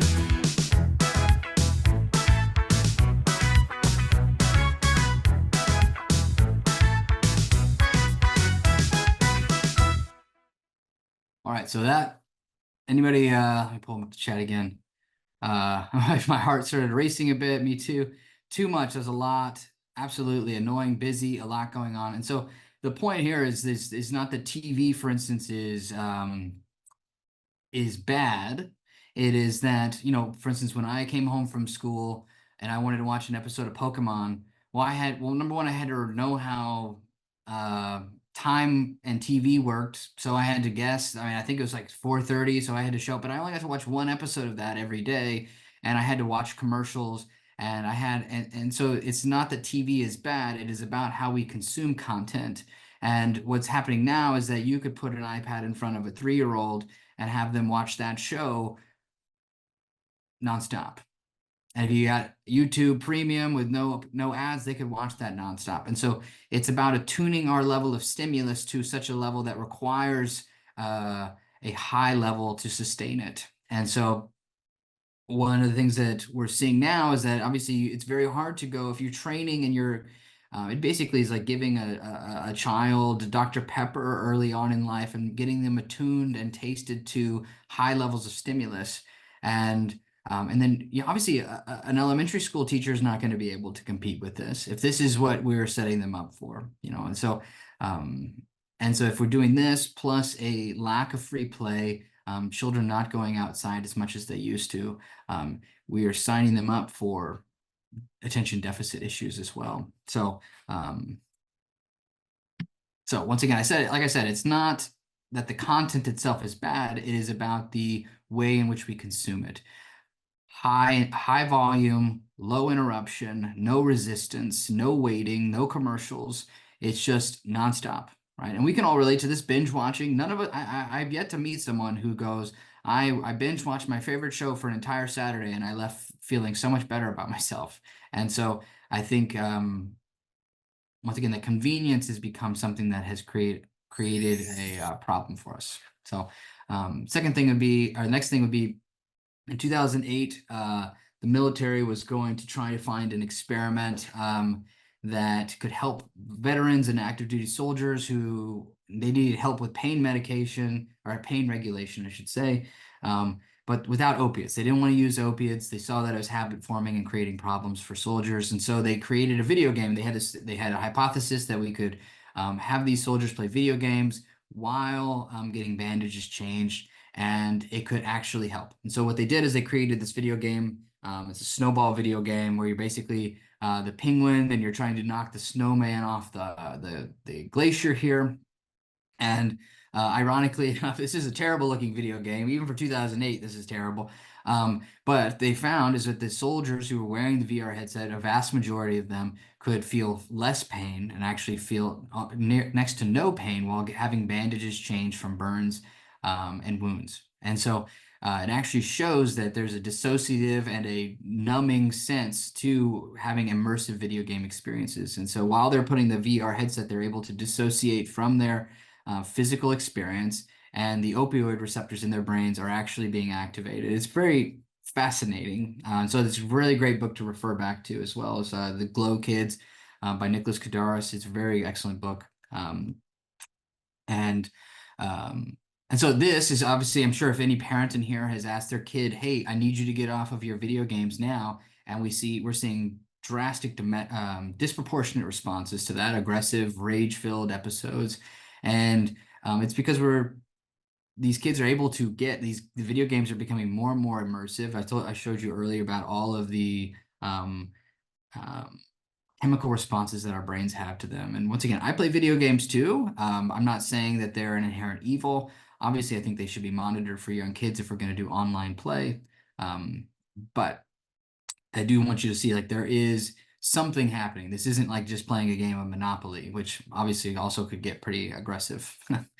At least in my family, it can. So next, all right. So the other thing is once again, there's one of the classic American ideas, for instance, is that more choices are better. And the more that we have to choose from, the more free we are and the better life will actually be. Well, in 2008, an author, Barry Schwartz, wrote the book Paradox of Choice. It's a great book. I would encourage everybody to read it. But it's a little outdated too. He talks about having a CD player and everything like that. But so he didn't even recognize the things that were to come and how much worse this would get. And so basically what the idea is that we actually become more crippled and less able to make choices when we have more choices. And now we live in a world where we have an infinite amount of choices. We have infinite amount of choices for lifestyle. Amazon presents us with millions of options for purchases. We have infinite amount of choices for dating. We have what some people are calling empty or open window syndrome, where people are in these long-term relationships for 5 to 10 years before getting engaged. Because they're deep down inside, they're wondering, well, what if I found somebody better, or what if this doesn't work? And we are unable to choose a partner because there's so many other people that are out there. And so our brains are wired for finding novelty, and we want to find something new and exciting. The problem is that it keeps us from being able to appreciate what we already have. And so and it keeps us from being able to choose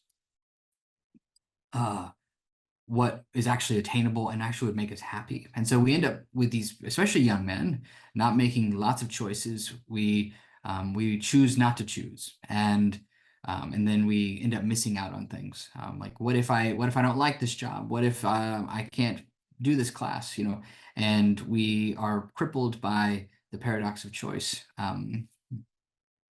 And his research that I found the most interesting was he interviewed people, and he said he asked them the question: if you were to get cancer, would you want to have the choice on how you were treated? And he said he found that I think over 63% of people who were asked that question said yes, I would like to.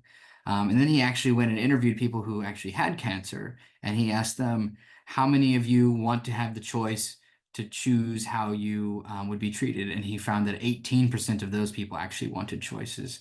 They wanted somebody else to choose for them. And so we are actually seeing, like, a lot of us are being overwhelmed by choices, and then leading to what Roy Baumeister calls the decision fatigue, where our minds and our bodies and our energy is drained by how many choices we have to make throughout the day. And so keep in mind my main premise earlier: abnormal reaction to abnormal situation is perfectly normal behavior. And so if I put somebody in this situation with all the things that I've said so far, anxiety and fear and depression would be not a sickness, but a natural response to something. So the cycle of consumption, this is just an example. I'm going to get even more into this in the pornography talk too, and just basically how we feel. Any kind of anxiety can be it's the number one diagnosis, mental health diagnosis in the world, but it could be any negative emotion: shame, guilt, fear, whatever, FOMO, etc. And then we, instead of dealing with it, communicating it, connecting with someone, sharing it, venting it, processing it, we just numb and we escape. But typically the things that we do to numb and escape are not exceptionally good for us. And so we feel shame, we feel disgust, we feel the consequences of that choice. And then we are avoiding the root of the problem, whatever might have been leading to the actual problem or the actual emotion.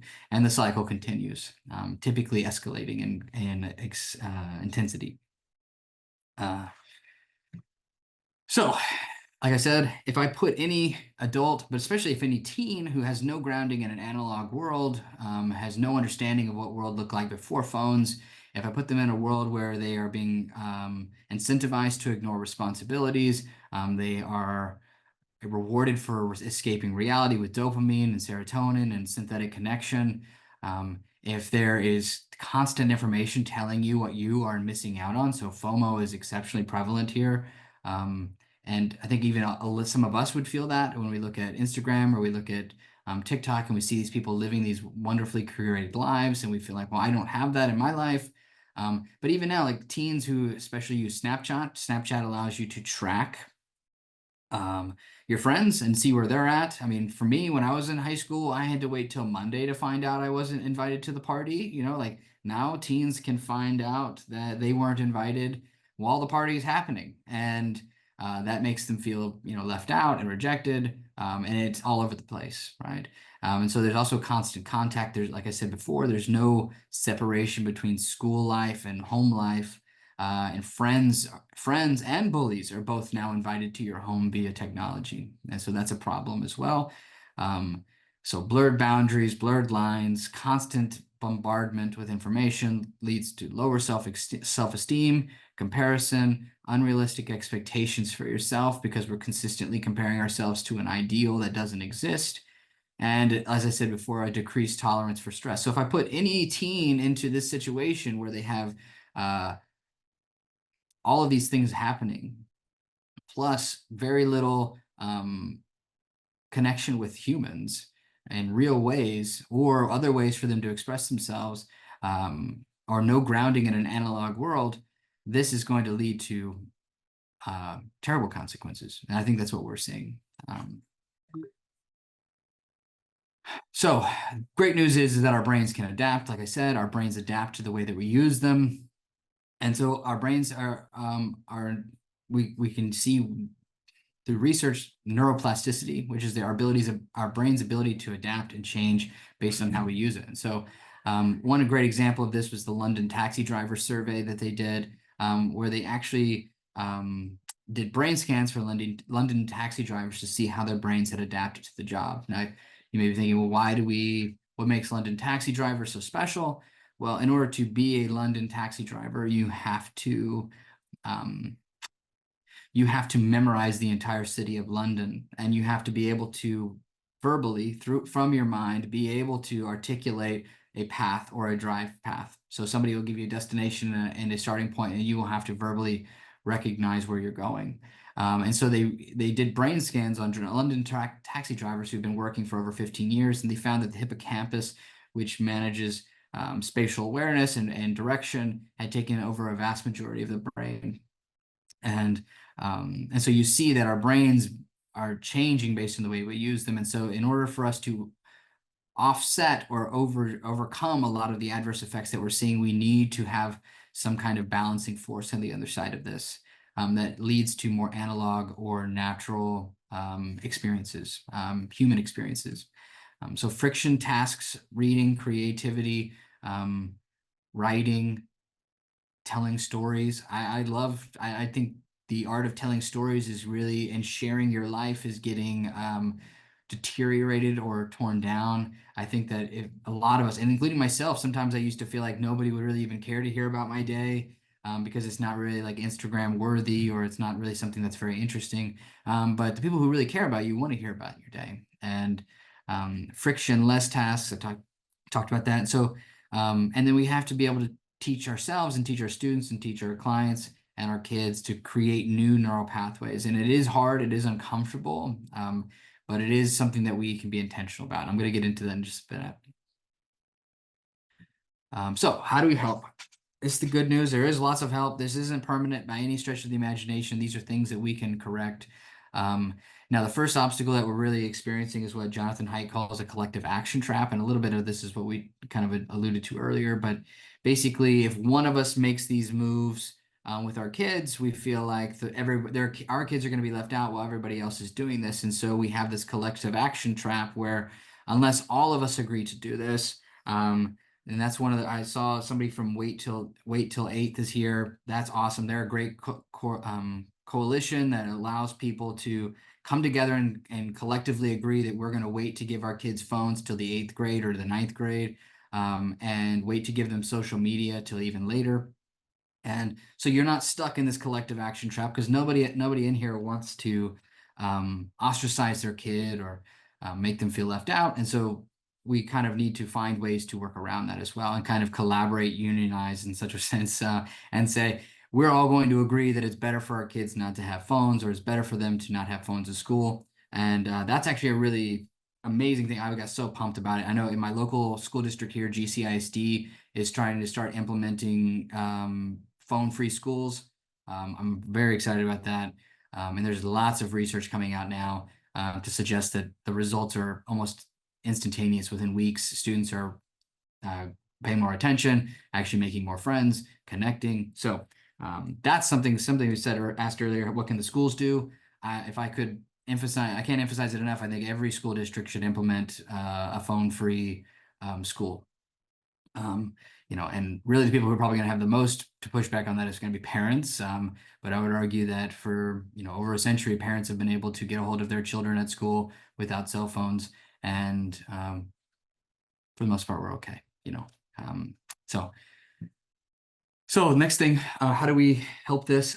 We need to normalize pain. Obviously, give me the benefit of the doubt. I'm not talking about abuse and torture. I'm talking about just struggle and adversity and failure, right?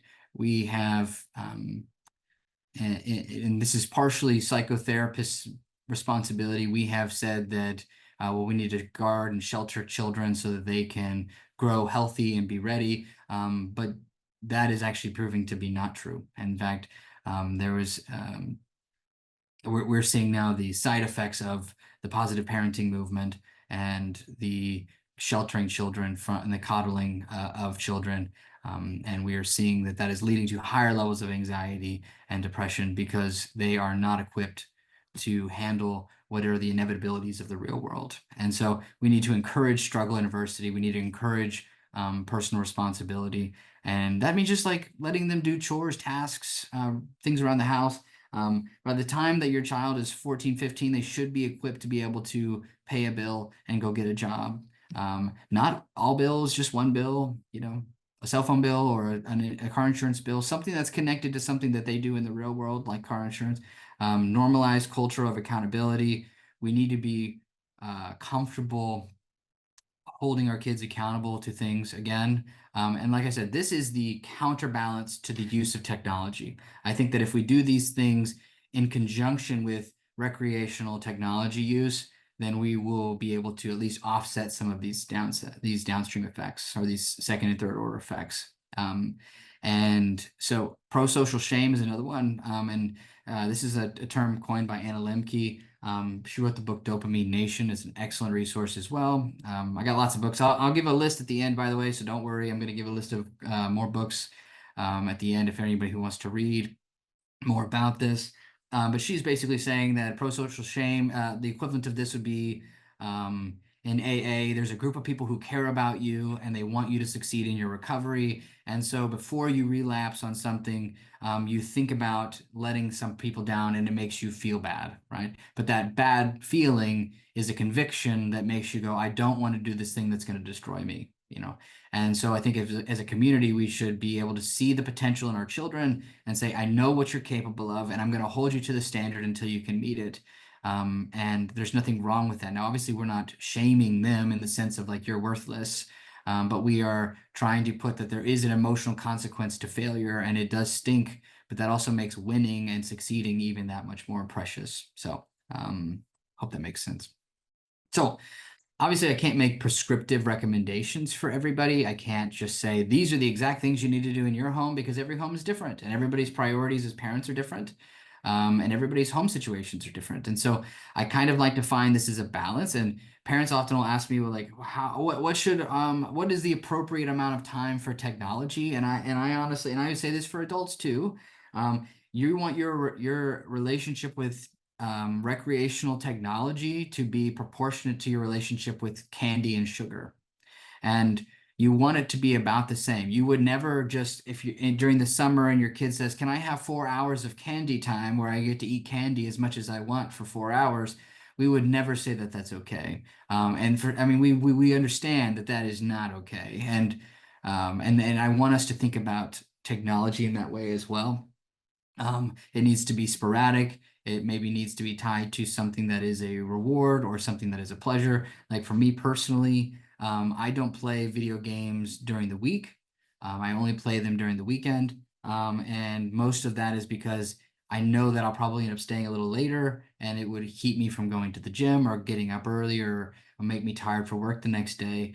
And I also like it actually keeps it feeling fun as opposed to becoming overdone in my mind. So that's just an example for me. But what are some examples of salad activities? Well, obviously salad is one of those meals where we eat it and it doesn't taste terrible. It doesn't taste bad. It's just neutral more times than not, depending on how many toppings you put on.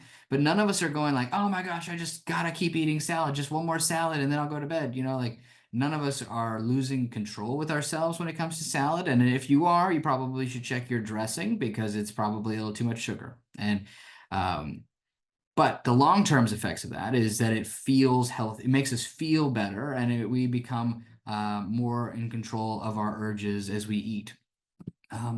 And so we want to be looking for things like this. And I'm going to give a whole list later that are good salad activities, things that we could put into place.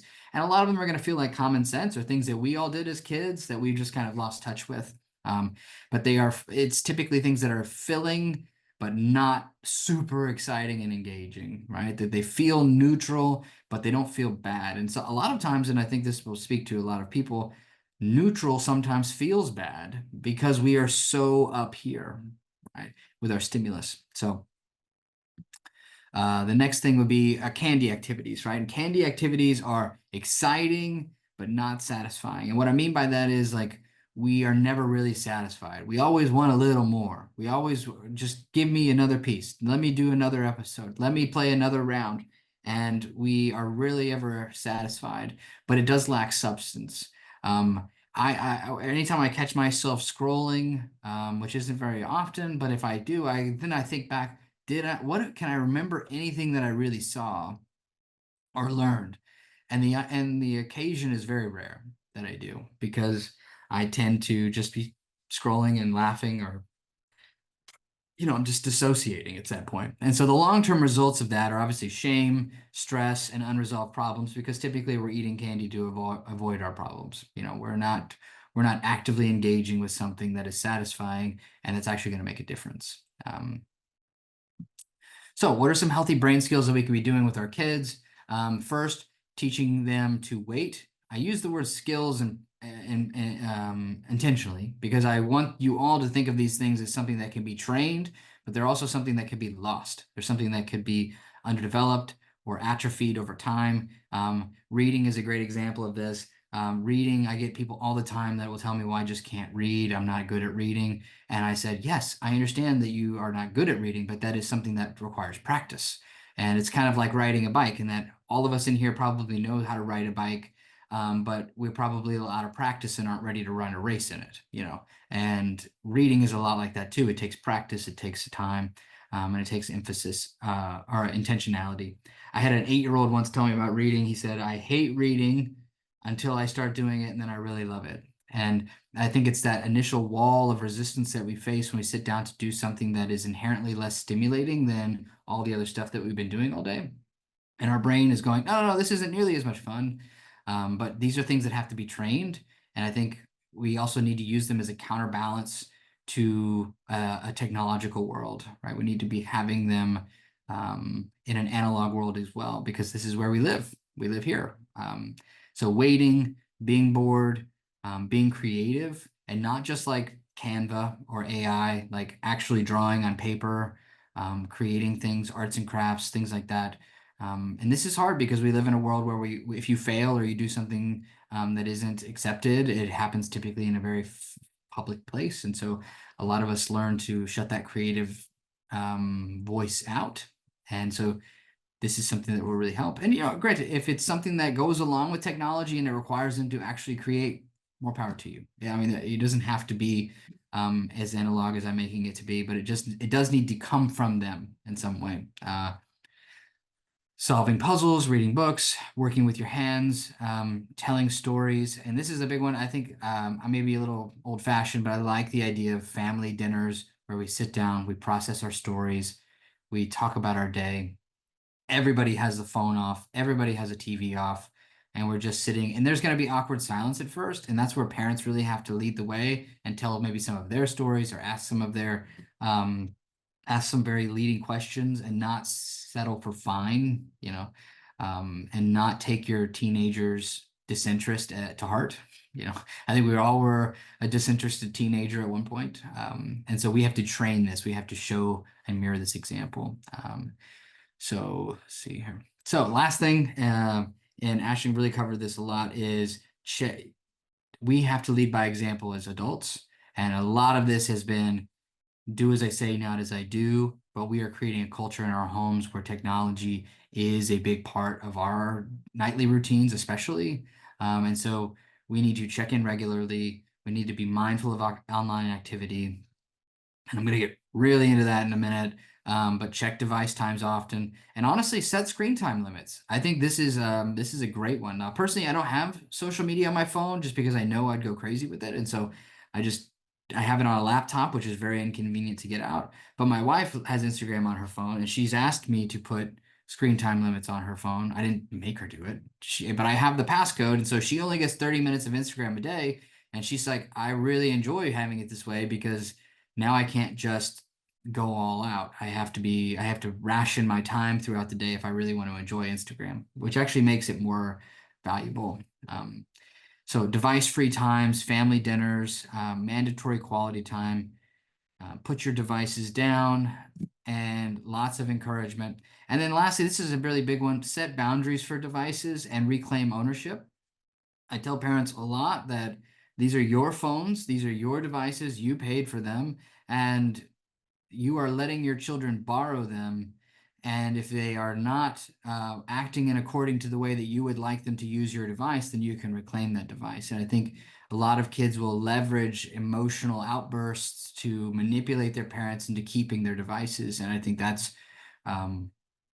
once again, we need to set those expectations and those boundaries in the front end. When you hand them a device, you need to be able to set those boundaries initially and say, these are the things I expect from you, and I'm going to be all up in your business.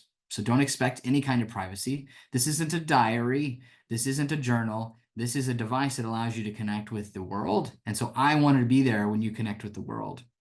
You would never let a child go anywhere unaccompanied out in the public world until they're maybe a teenager, 16, or 15.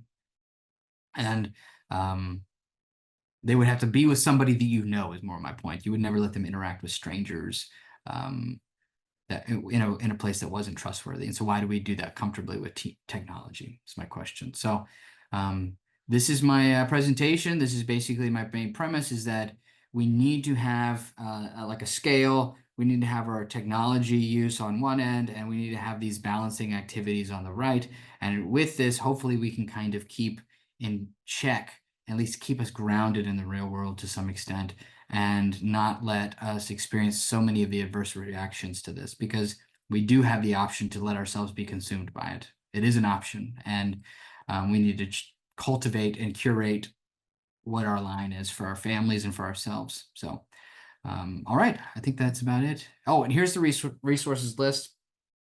And honestly, here's the best book. If anybody needs a book to read, The Anxious Generation by Jonathan Haidt. I cannot recommend it enough. It's an excellent book. And these are also incredible books. Oh, I gotta fix this. Glow Kids is by Nicholas Kadaris. He's Not Lazy is a really also great book for young men who are struggling to thrive in the school system or just in life in general. Stolen Focus is about our attention deficit problem. Dopamine Nation is about our consistent reliance on dopaminergic activities. And Willpower is a great study on the science of willpower and how it actually affects our ability to do things we want to do. So these are really great resources. And I think we'll open it up to questions. Yes, thank you so much, Russell, for sharing such an excellent presentation. We're going to open up the questions for just about 5 minutes. So if you want, you can use the chat box to ask your question, or you raise your hand and we'll unmute you. So I see first here we have Yvonne. Go ahead, Yvonne, with your question. Can you share data, research of the side effects of gentle parenting? I was talking about positive parenting. The gentle parenting is different. I think positive parenting is the movement that we saw in the 90s and early 2000s, where we were constantly praising our children. Basically, the psychological belief was that if we just told our kids that they had self-esteem, and we told them how awesome they were and how great they could be, that we could create self-esteem in our kids. And actually, we're finding that to not be true. In fact, when we're seeing now is that kids are going out into colleges, or going out into the real world, and as soon as they face any kind of resistance, that is crumbling, because it's not built on anything other than someone else's belief in you. And true confidence and true self-esteem comes from experience. And if you don't have any experiences, because your families are worried about giving you them because there's risk involved, then yeah, you're going to experience a collapse in that self-esteem, and you're going to continue to be reliant on your parents. And so these are the trends that we're seeing in the failure to launch movement. But yeah, the main data that I was grabbing from is from Jane Twangy's book iGen, where she's done lots of clinical research on this, and she's shown just this precipitous fall in adolescents' willingness to participate in real world activities such as driving and employment. And so we're seeing even then more and more adolescents. It's called the prolonged adolescence now, where 20-year-olds are staying at home longer and longer because they are becoming more and more reliant on their parents, and their parents are more and more afraid to let the children take chances and go out and struggle and have a hard time. And just to be clear, it is positive parenting, not gentle parenting, correct? Correct. Yeah, I never said gentle parenting. Yeah. Thank you for the clarification. Yeah. I'm not sure what I think about gentle parenting, but I don't have an opinion on it. Okay, and then we also have Rachel has a question. Rachel Hay. Yes, ma'am. So, I have a lot of students who are just wishing their parents would put their phones down. Mhm. And do you have any advice for me to give my students to encourage their parents to get off their devices? They're like begging for attention, and it's really, really sad. Yeah, that is very, very sad.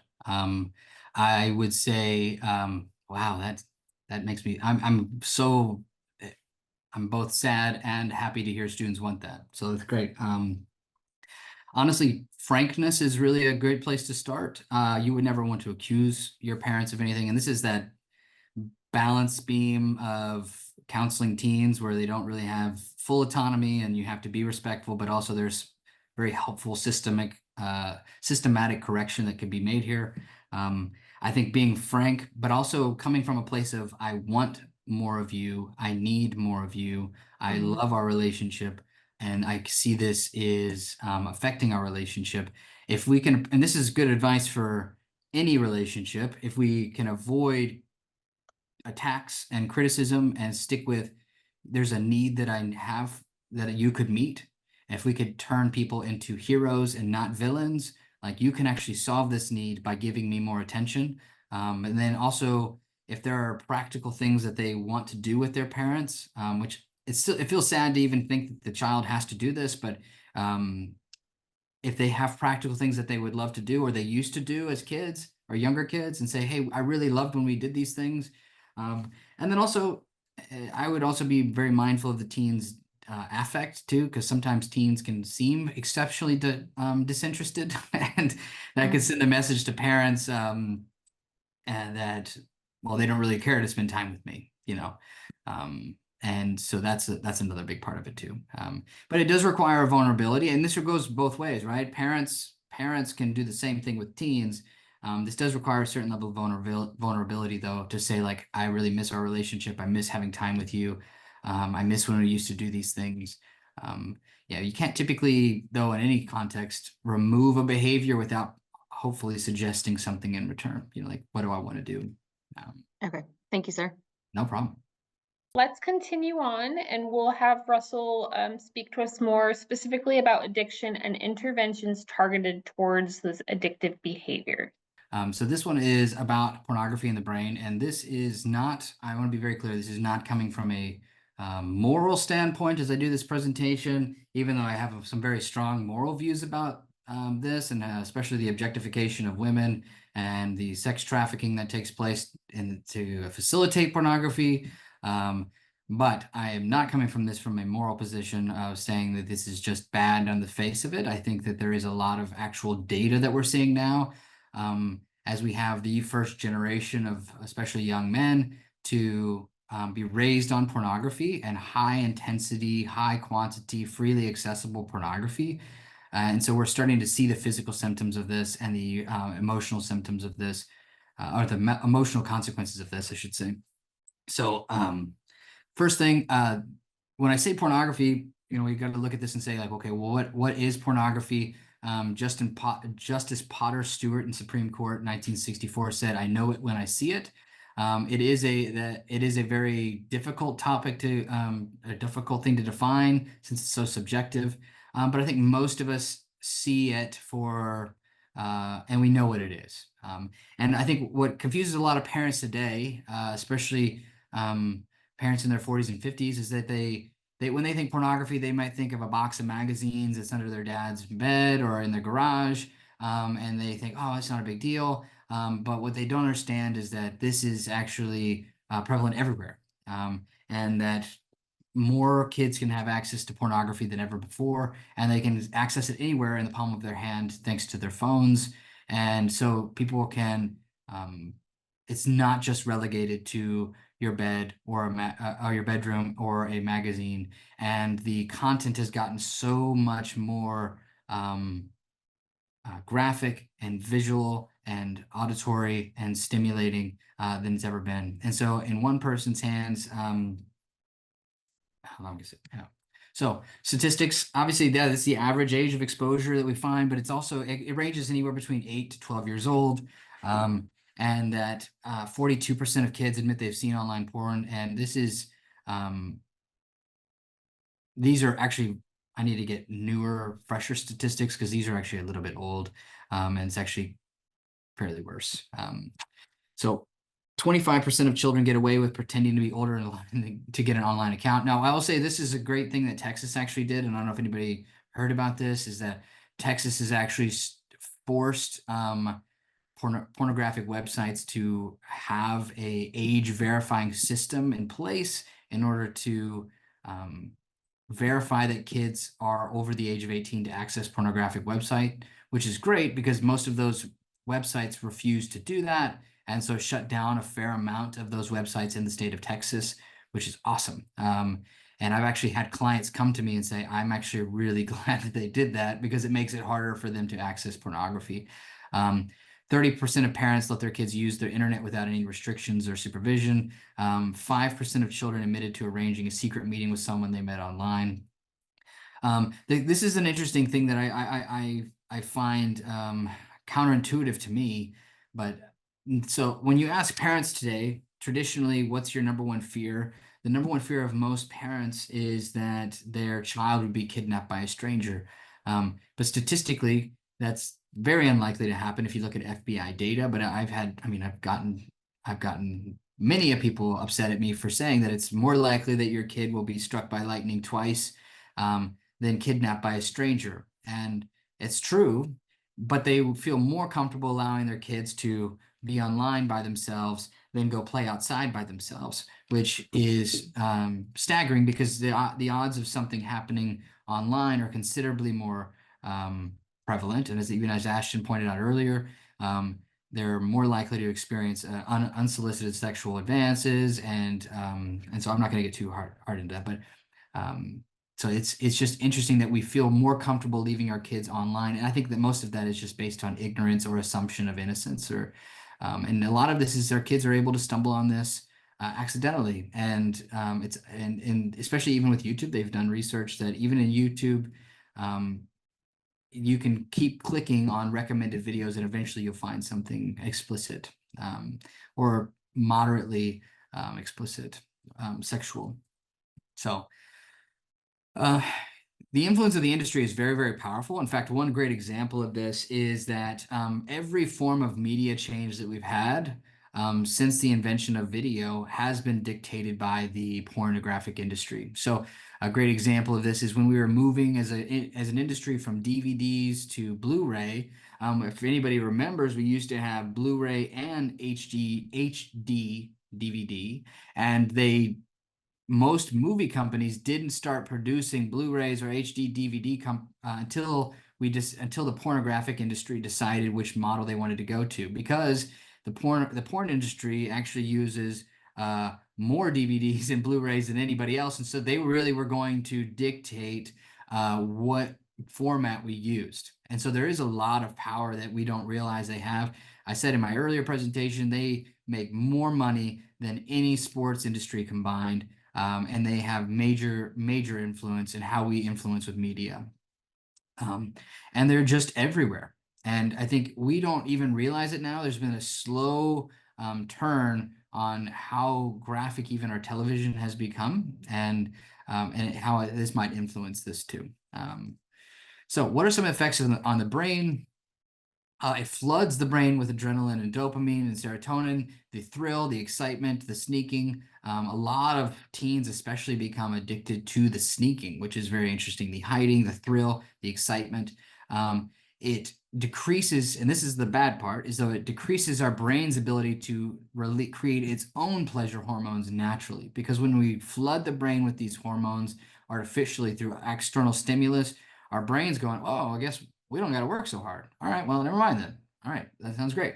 And so we just stop, or we reduce, or it becomes harder to do.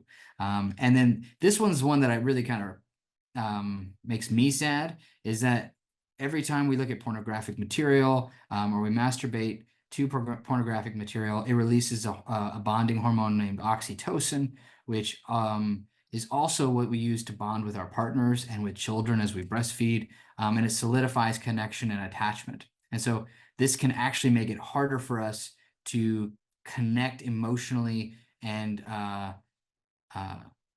connect emotionally with partners in the future if we overdo these things and we become more connected to porn than with our partners. And over time, our frontal lobe becomes less active, which affects our decision-making abilities. This becomes an addictive behavior. This becomes something that is very, very hard to quit. And as you see, as I mentioned earlier, because of the prevalence of this material, because of how easy it is to access, because of how free it is, you can get it for free literally anywhere on your phone if you want, anywhere in the world on your phone, and there's nobody would know. And it's not like I have to go to a heroin dealer and buy some heroin in order to get my fix. I can get it anywhere at any time. And so this makes it even harder for people to quit because there's so many workarounds, and there are so few direct feedback mechanisms, right? It's not illegal. No, chances are nobody's going to find out. It really is a process addiction that strictly fixes on you. And if there's no direct cost with money, and you're not spending copious amounts of money on it, then it becomes strictly a what they would, what a lot of addicts would consider a victimless crime. Well, it's really hurting me, and they don't, and that makes it hard for people to quit. So it decreases our ability to focus. It encourages dissociative episodes because pornography is essentially about escape. It's about numbing, and it's about flooding my brain with those pleasure hormones. And a lot of times when I'm talking to couples, especially when more times than not, the wife finds out that the husband's looking at pornography, it's rarely just about sex. And a lot of us don't really ever think of it like, well, it's purely sexual in nature. But it isn't about sex. It's about numbing. It's about avoiding pain. And it started out as sexual attraction, and then it becomes a process addiction to where it's something that I feel compelled to do versus something that I'm feeling really this urge to do. And so the other part of this is that it heightens levels of depression and anxiety because I'm worried people are going to find out. What if people find out that I do this? One of the number one core beliefs of a porn addict is if people were to know that I do this, they wouldn't love me or accept me, right? There's an inherent shame associated with looking at pornography because we know what we're doing is objectifying women, and we know that most people wouldn't agree with it, and that there is, even as a society, we just don't talk about it. And so I remember doing this talk in front of 200 teachers and counselors, and it was definitely an interesting atmosphere in the room for sure. And the other part of it is that it decreases our ability to delay gratification. Part of a really healthy sexual relationship is working with a partner and it being a give and take. And it's not something that you just get to have whenever you want. It's something that the partner needs consent to, and typically has to, wait until the time is right. And so, whereas with pornography, I've talked to guys who have a severe problem with it, and they could look at it at work, they could look at it at school, and there's nothing that would stop them from being able to have it whenever they want. And so that becomes a problem too, because that's not realistic. That's not setting them up with realistic expectations for life or for sex with a partner. And so what are process addictions? Process addictions are when the behavior becomes impulsive in nature and begins to contribute to the development of a range of physical and mental health problems, and the person is unable to stop. It is termed an addiction. So this looks like they make the distinction between process addictions and substance addictions. We look at any kind of thing in the world that doesn't involve a substance, an illegal substance, or just a drug of any kind. So behaviors that we can go without, but that have become destructive in nature, that we can't go without, sorry. So for instance, eating is a great example of this. Sex, shopping, relationships. You can have toxic, addictive relationships where you feel like you can't stop being with this person. But yeah, eating and sex are probably, and shopping are a big three. Gambling is another one. I should have put that on here too. lot, especially with online gambling now, with like DraftKings and just all these online gaming platforms or gambling platforms, you can lose all sorts of money. And one that doesn't get talked about a lot in this category would be day trading or options trading. That one is also another form of gambling where people get really hooked on the adrenaline and the dopamine of the win and the fix. And so these are also problems that we can become compulsive with and impulsive, and that typically lead to our detriment. So what is a cycle of addiction? As you can see, I love cycles. They typically are very accurate, and we do them over and over and over. So yeah, we experience a negative emotion, and this could be childhood trauma. This could be unresolved issues. This could be work stress, marriage stress, any number of stress. And instead of coping with it, a lot of, especially young men, we're not taught to express or articulate our emotions. We're taught to bury them. We're taught to not cry. We're taught to that crying makes you a sissy or a wimp or whatever. And so we bury those emotions and we act out. And act out is typically the recovery language for masturbation. That's what they use in Sex Addicts Anonymous to discuss this in public places.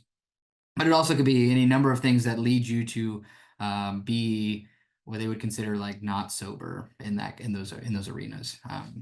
So the third one would be shame, because what we're doing is obviously inherently destructive, or at least hurtful to a partner that we might have, or a girlfriend that we might have, or a boyfriend, and so then we know we're hurting somebody else when we do this, and even if it's not somebody that we're with, it could be just the person on the video, or just women, the way we see women in general, or men in general. And then we isolate, because like I said before, if people knew who I was and who I really was and what I was really about, they wouldn't love me or want me. And now this may not be like I've become a recluse and I stay in my home all the time. This might just be I become more emotionally isolated. I don't want to share, or I keep people at a distance, and I just let people talk about themselves, but I show up. And yeah, and the other side of this would be like, especially with teen boys, where we try to normalize pornography culture and we talk about it openly. But I think that is a way of kind of getting us to be comfortable with what we know inside of us is not good.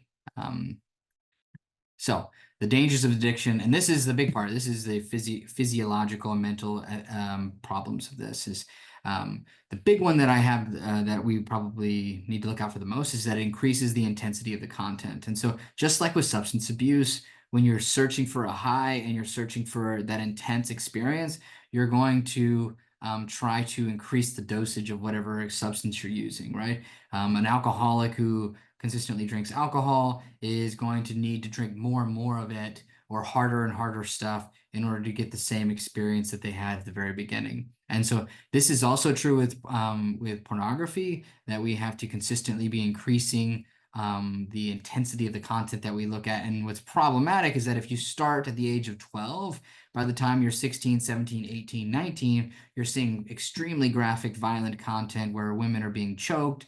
There's not a lot of there's like simulated non-consent sexual acts, and it just becomes very graphic and violent, and then also there's a lot of taboo stuff that involves family members, and it becomes very graphic. And so you see these things happening that increase the high, because it becomes more and more scandalous, and it becomes more and more taboo, and that increases the experience for the user.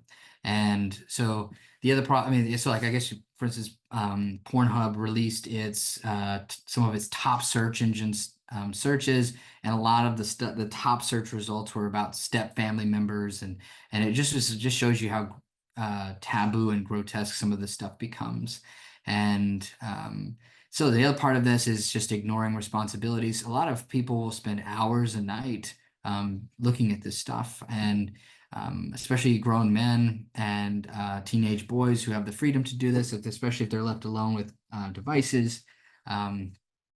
And this will, like I said in the previous discussion, decrease their stress tolerance and make them ill-equipped to participate in the world, and also can make them spend copious amounts of money. Now with the rise of OnlyFans over the last 5 or 6 years, we're seeing more and more ways for you to spend your money on pornographic material, and try to simulate personal relationships with with the people that you're watching. And so, yeah, it is a form of escaping reality as well, and can ruin relationships with future spouses. And so, a lot of the teen guys that I work with are like, "What's the harm? It's not hurting anybody."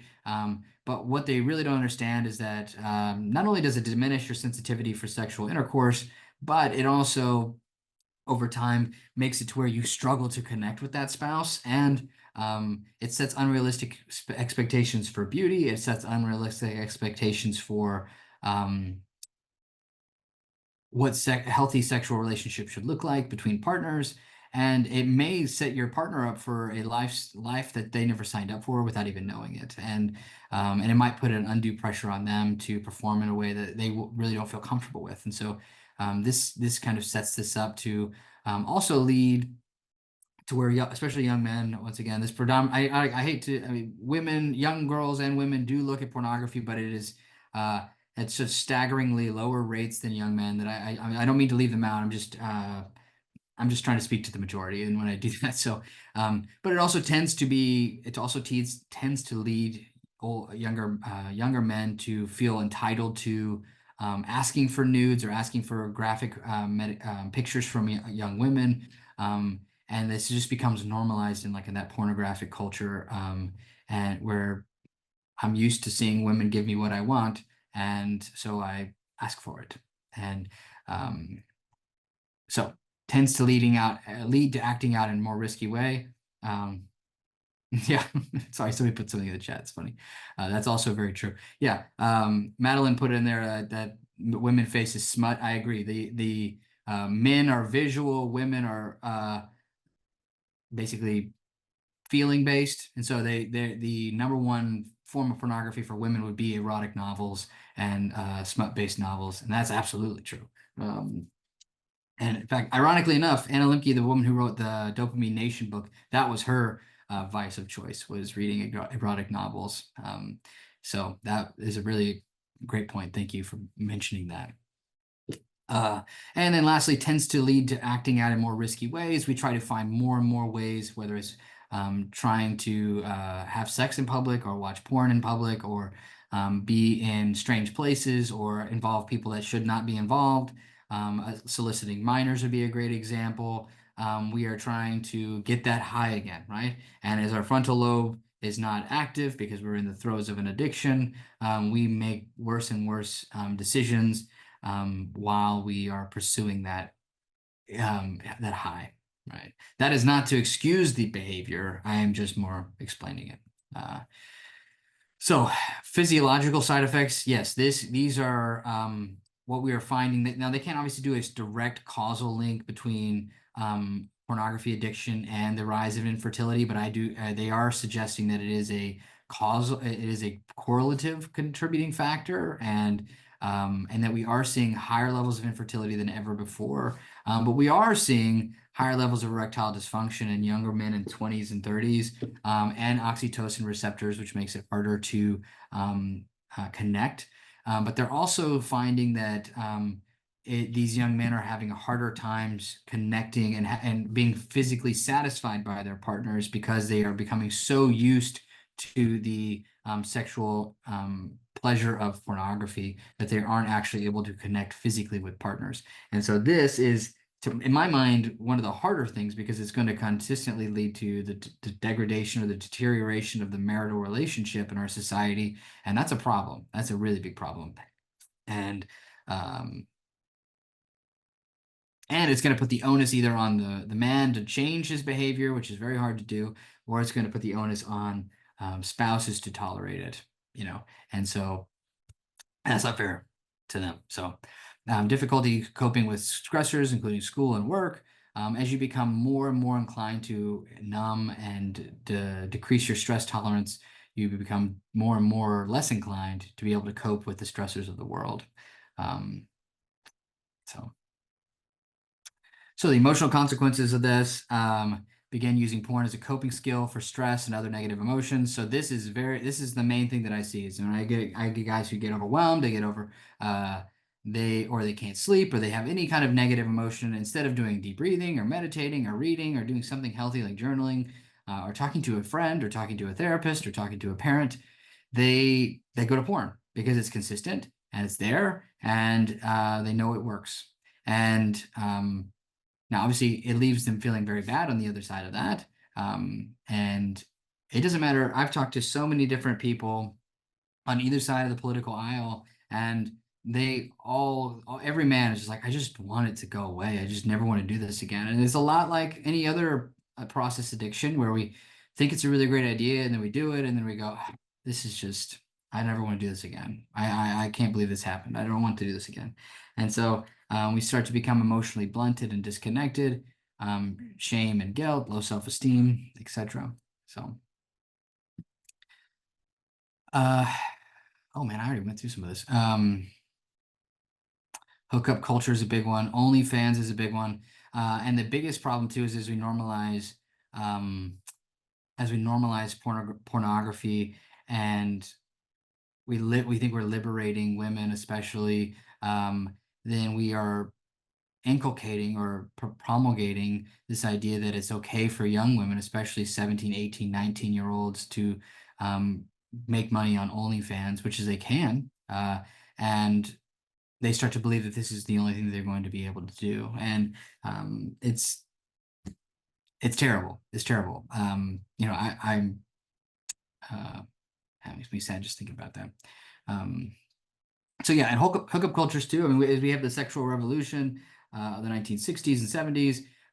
We've started to basically transactionalize sex and make it to where we are not needing to commit to women or needing to commit to a relationship, I should say, in order to have sex with a partner, and that cheapens it. And pornography only makes it worse, because pornography teaches us that it is a transactional thing. And difficulty connecting. It is very difficult to connect or be vulnerable with someone that you're actively deceiving. And this is specifically for people who are in active relationships. If you are in an active relationship with a partner, then you are going to struggle to connect, because there is an active deception at play.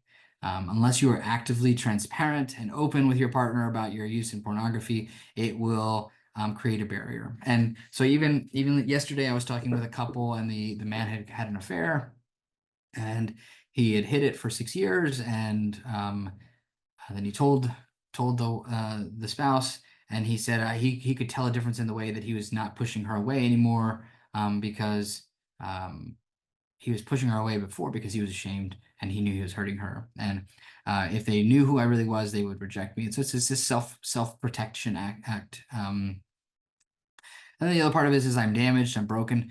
The big problem with pornography is that a lot of this stuff happens in the shadows, and so we don't talk about it, even in families. Parents don't talk about it, and we don't know how to talk about it. And I think one of the things that we will do is we'll approach it from a moral standpoint of saying, well, this is just wrong, and we won't talk about it from the standpoint of like, this is actually bad for you. Like, this is not good for your body and good for your mind.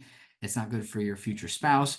And it sets these unrealistic expectations, and you could easily go into all of those things, and even maybe share an age appropriate of like, yeah, I remember I had this experience, but I had to, I recognized and I didn't want this, and obviously not age appropriate, your kids.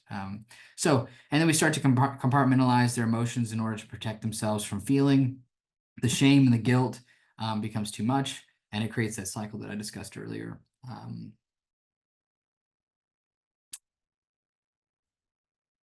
Okay, so the other part of this is the skewed perspective, and I think this is something that is what we're going to continue to wrestle with in the mental health field, because sex becomes a consumer activity. It becomes all or nothing, or all for me, I should say, and that is a problem, because sex is obviously a give and take. It is a partner activity, and we have to participate in a consensual way with another person who also wants to participate in a consensual way. And so that is not what pornography is about. And when you train yourself to say, like, this is all about me, especially for men, then you don't feel like you actually have to work or romanticize or be emotionally connected. And I know for a majority of the female clients that I've had, the emotional connection tends to lead to an outpouring of sexual activity. When I connect emotionally with my partner, then I feel more inclined to want to have sex with my partner. And so if you feel like you're just entitled to it, or it should just happen, or should just happen when you want to, you're not going to feel inclined to put in the emotional work that is required to build a connection with that partner. Great question. In the chat, is OnlyFans a form of online prostitution? No, it is not. I guess, well, in such a way, it's more like webcams. So basically, women can, and men too, but predominantly women can sell pictures of themselves or videos of themselves, and they develop a fan base of people who pay subscriptions, monthly subscriptions, to follow them, just like you would on YouTube or Twitch or any other streaming platform. And so that's what that is. And so it's a way for people to make lots and lots of money, but at the expense of their, privacy. And a lot of what we're seeing now is that there are people who quit OnlyFans, all their content is still online, and they struggle to get jobs and connect with partners and have, any number of problems in the future that an 18-year-old would not consider.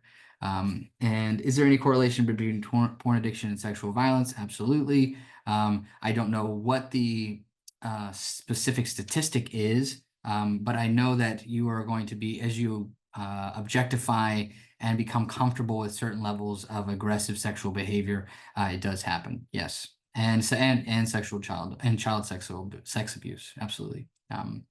And because I said it becomes more in the shadows and you start searching for more extreme content and more extreme behaviors, you're not sharing this with anybody and you're not talking to anybody. But also, like I said in the previous presentation, there are Reddit forums and Discord chats and all these different places for people to connect on this stuff too, which makes it really, and yes, I will be getting into the therapy and rehab part later too.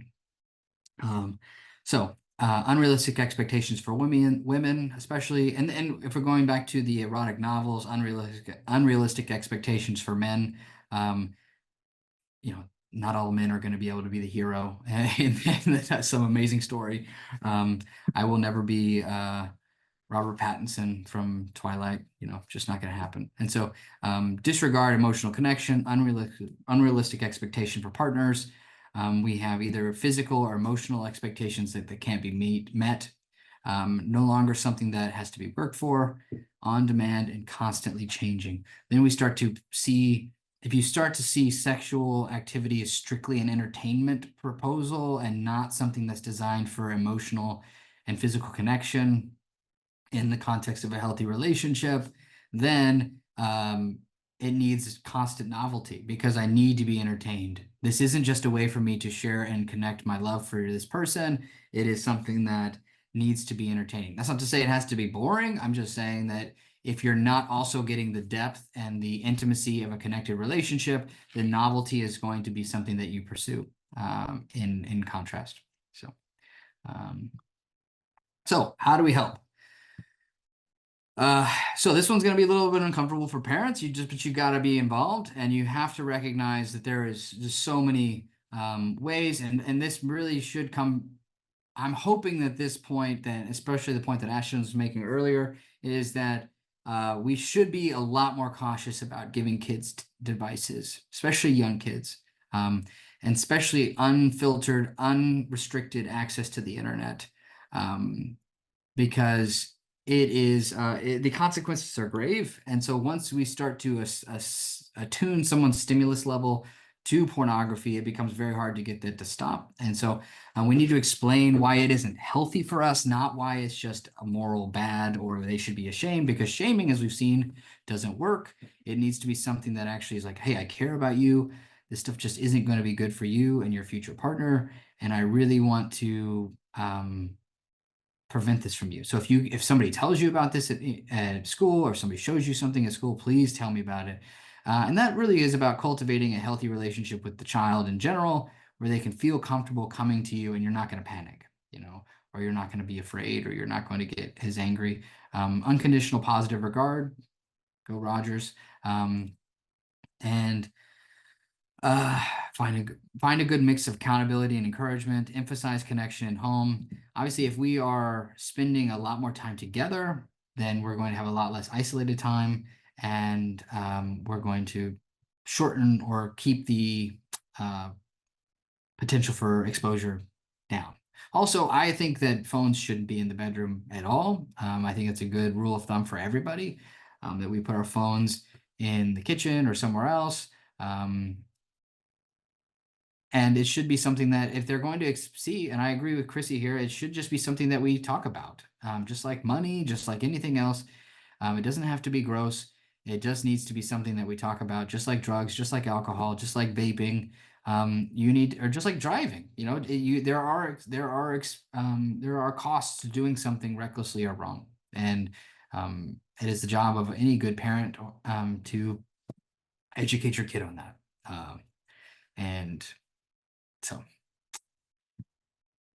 so combating shame, normalizing the struggle, be vulnerable with your kids. I mean, I can't tell you, it is the saddest thing to me, because I'll have young men come in here and we will talk about every inch of their life. And then the same thing happens. They'll start talking to me like, okay, so there's just something I've really been wanting to talk to you about. I just didn't know where to start. And, I've just been thinking about this a lot. And I really wanted to, and I go, is it about porn? And they go, yeah. And they just immediately melt, right? And they're immediately relieved that I brought it up. But you could just see, like, we've talked about every other thing in their life. And this is the one thing they were really struggling with, because they didn't think they thought they were the only one, or they thought there was something wrong with them. And so just being able to have a candid, honest conversation, it doesn't have to be graphic. It can just be just like we're talking about anything else, and just about why they think they do it, what's the deal, why does it happen. And if you can be, and one of the things I found is, like, if you can act like it's not a big deal, then they will feel more comfortable and safe, and just be able to get them to be open with you. Because obviously, especially with teens, we're not in a position as parents to be trying to control them. You're not going to make your teen do anything. You're trying to create and incentivize a atmosphere and a life, or a atmosphere or a home that is going to incentivize the behavior you want. And so making your kids feel safe and comfortable is going to be a great one. Avoid comparisons. Teach them how to deal with failure. So this is about avoiding the shame in general. We talked about this before in the previous talk. Honestly, never done these two back to back, so this is great. And then separate them from their behavior. So shame is associating your behavior with your worth. So when I say you are terrible, you are horrible, you are no good, I'm associating your worth with your behavior. And we need to just separate the behavior from the person. They have done something that is not good for them. They have done something that you don't agree with. But they are still someone that is loved and worthy of love. And it's a very big difference. They are not a loser, but they have lost, in any context. I'm just making examples. So the other part of this is accountability. And this is where it gets awkward. How are you doing? Have you acted out recently? Have you been shown anything at school lately? And then also using filtering software. Covenant Eyes is a really great one. It allows you to actually track what's going on, but Bark is even more intrusive. It'll show you what texts that they use. And you can also flag certain words for any kind of sexual stuff or anything that you don't want your kids to talk about through text. Set boundaries for devices. We talked about that. And it's just awkward. You're going to have to say, like, I'm in your business, and because I care about you, and I don't want this for you. And I don't think you want this for yourself. And so because I'm trying to protect you from the worst version of yourself, which is true for all of us. I mean, all of us have a worse version of ourselves that we wish we could control better. And I think we all could use some accountability in our lives. So this isn't strictly pertaining just to teens and kids. And trust is earned. That means they have to show you consistently that they are being transparent and open before you give them more freedom with devices, because obviously once they're 18, 19, 20, you're going to have very little control over what they look at. And so it's good for them to have a firm footing in a world where they aren't consistently addicted to pornography or even exposed to it. So So this is where we go to seek help. I do think CSATs are really important. CSATs is certified sex addiction therapists. They are the people to go to for the really intense stuff, where people just can't stop. There's lots of acting out. SAA groups or SSA groups, SAA, Sex Addicts Anonymous is another great. That's obviously more for adults, not for teens. Do not send teens to those groups, just adults. But there's also I know there's quite a few churches in the area that have like Celebrate Recovery groups. That's also great for adults, for adult clients. And let's see. Yeah, I mean, anybody who's going to help you work through trauma, anxiety, depression, because there is a lot of correlations between having experienced sexual trauma and acting out and repeating your sexual trauma, or finding it online. And so being able to reconcile those painful points in your life is also going to help. But also finding ways to deal with the shame and guilt and the depression, and also having a safe place to just be able to process, why I thought this happened, or I had another slip up, or it's, something I don't necessarily want to hurt the people around me, or think I'm going to hurt the people around me. So I don't think I have to convince everybody here that counseling is good. So, all right. So here are a few great resources for people to use. Yeah, obviously somebody asked about treatment facilities. I think Sante is probably the best in the area for what we're talking about. They do have CSATs on staff. But also that one, once again, is for adults. I'm not sure. I need to look into teen resources. I don't think you could get it covered by insurance, to be honest. And that's something that I'm still pretty upset about, is not in the DSM-5 as a clinic. At least last time I checked, I don't think it is. So correct me in the chat if I'm wrong, but it's still not something that you could get admitted into a facility and get it covered by insurance. So that's a problem. But Dr. Patrick Carnes is he's one of the guru godfathers of this. And so Out of the Shadows, Healing Springs. Awesome. That's great. Thank you I love Healing Springs. It's a great place too. Out of the Shadows is probably the go-to guide for this. But also Your Brain on Porn is a good go-to for, it's a smaller book, so I like to give that to the teen guys so they can see, hey man, this is just what's happening to you. I'm not trying to tell you that you're a terrible person or anything like that. I just want you to understand what the effects are on your brain and what this is happening to your body. And so you can kind of just get a handle on being an informed user, so to speak. And most of the time, they're like, oh my gosh, I had no idea. This is just either normalized or not talked about. And so that helps. The Porn Trap is also another really good one. And for anybody who deals with faith-based communities, Pure Desire is an amazing resource, because Dr. Ted Roberts takes it from a psychological, neurological place and spiritual. So it's not just pray it away, overly reliant on spirituality. It does look at the cognitive and psychological effects of pornography as well. So that's a good one. And I found that Daring Greatly is a great resource, because it gets people to recognize. I can't tell you, it's the weirdest thing, how many of my clients, they know what the word shame means, but as soon as I connect it to their feeling, they go, that's it. That's the feeling that I'm experiencing. And they don't realize how prevalent shame is in their everyday life. They just know they don't like the way they feel. And so Daring Greatly is a great resource for awakening that in people, and teaching them what vulnerability looks like and how to actually process and use your emotions in a healthy way. It changed my life. It's a great book. And obviously Covenant Eyes, Net Nanny, Bark. The other one that I haven't mentioned yet, and I might, is another great resource. And I would recommend pretty much everybody under the age of 14, 15 should just have a Gab phone. Because the biggest argument for most parents is that, well, my kids need a phone, my kids need a device so I can get a hold of them, or so they can talk to their friends.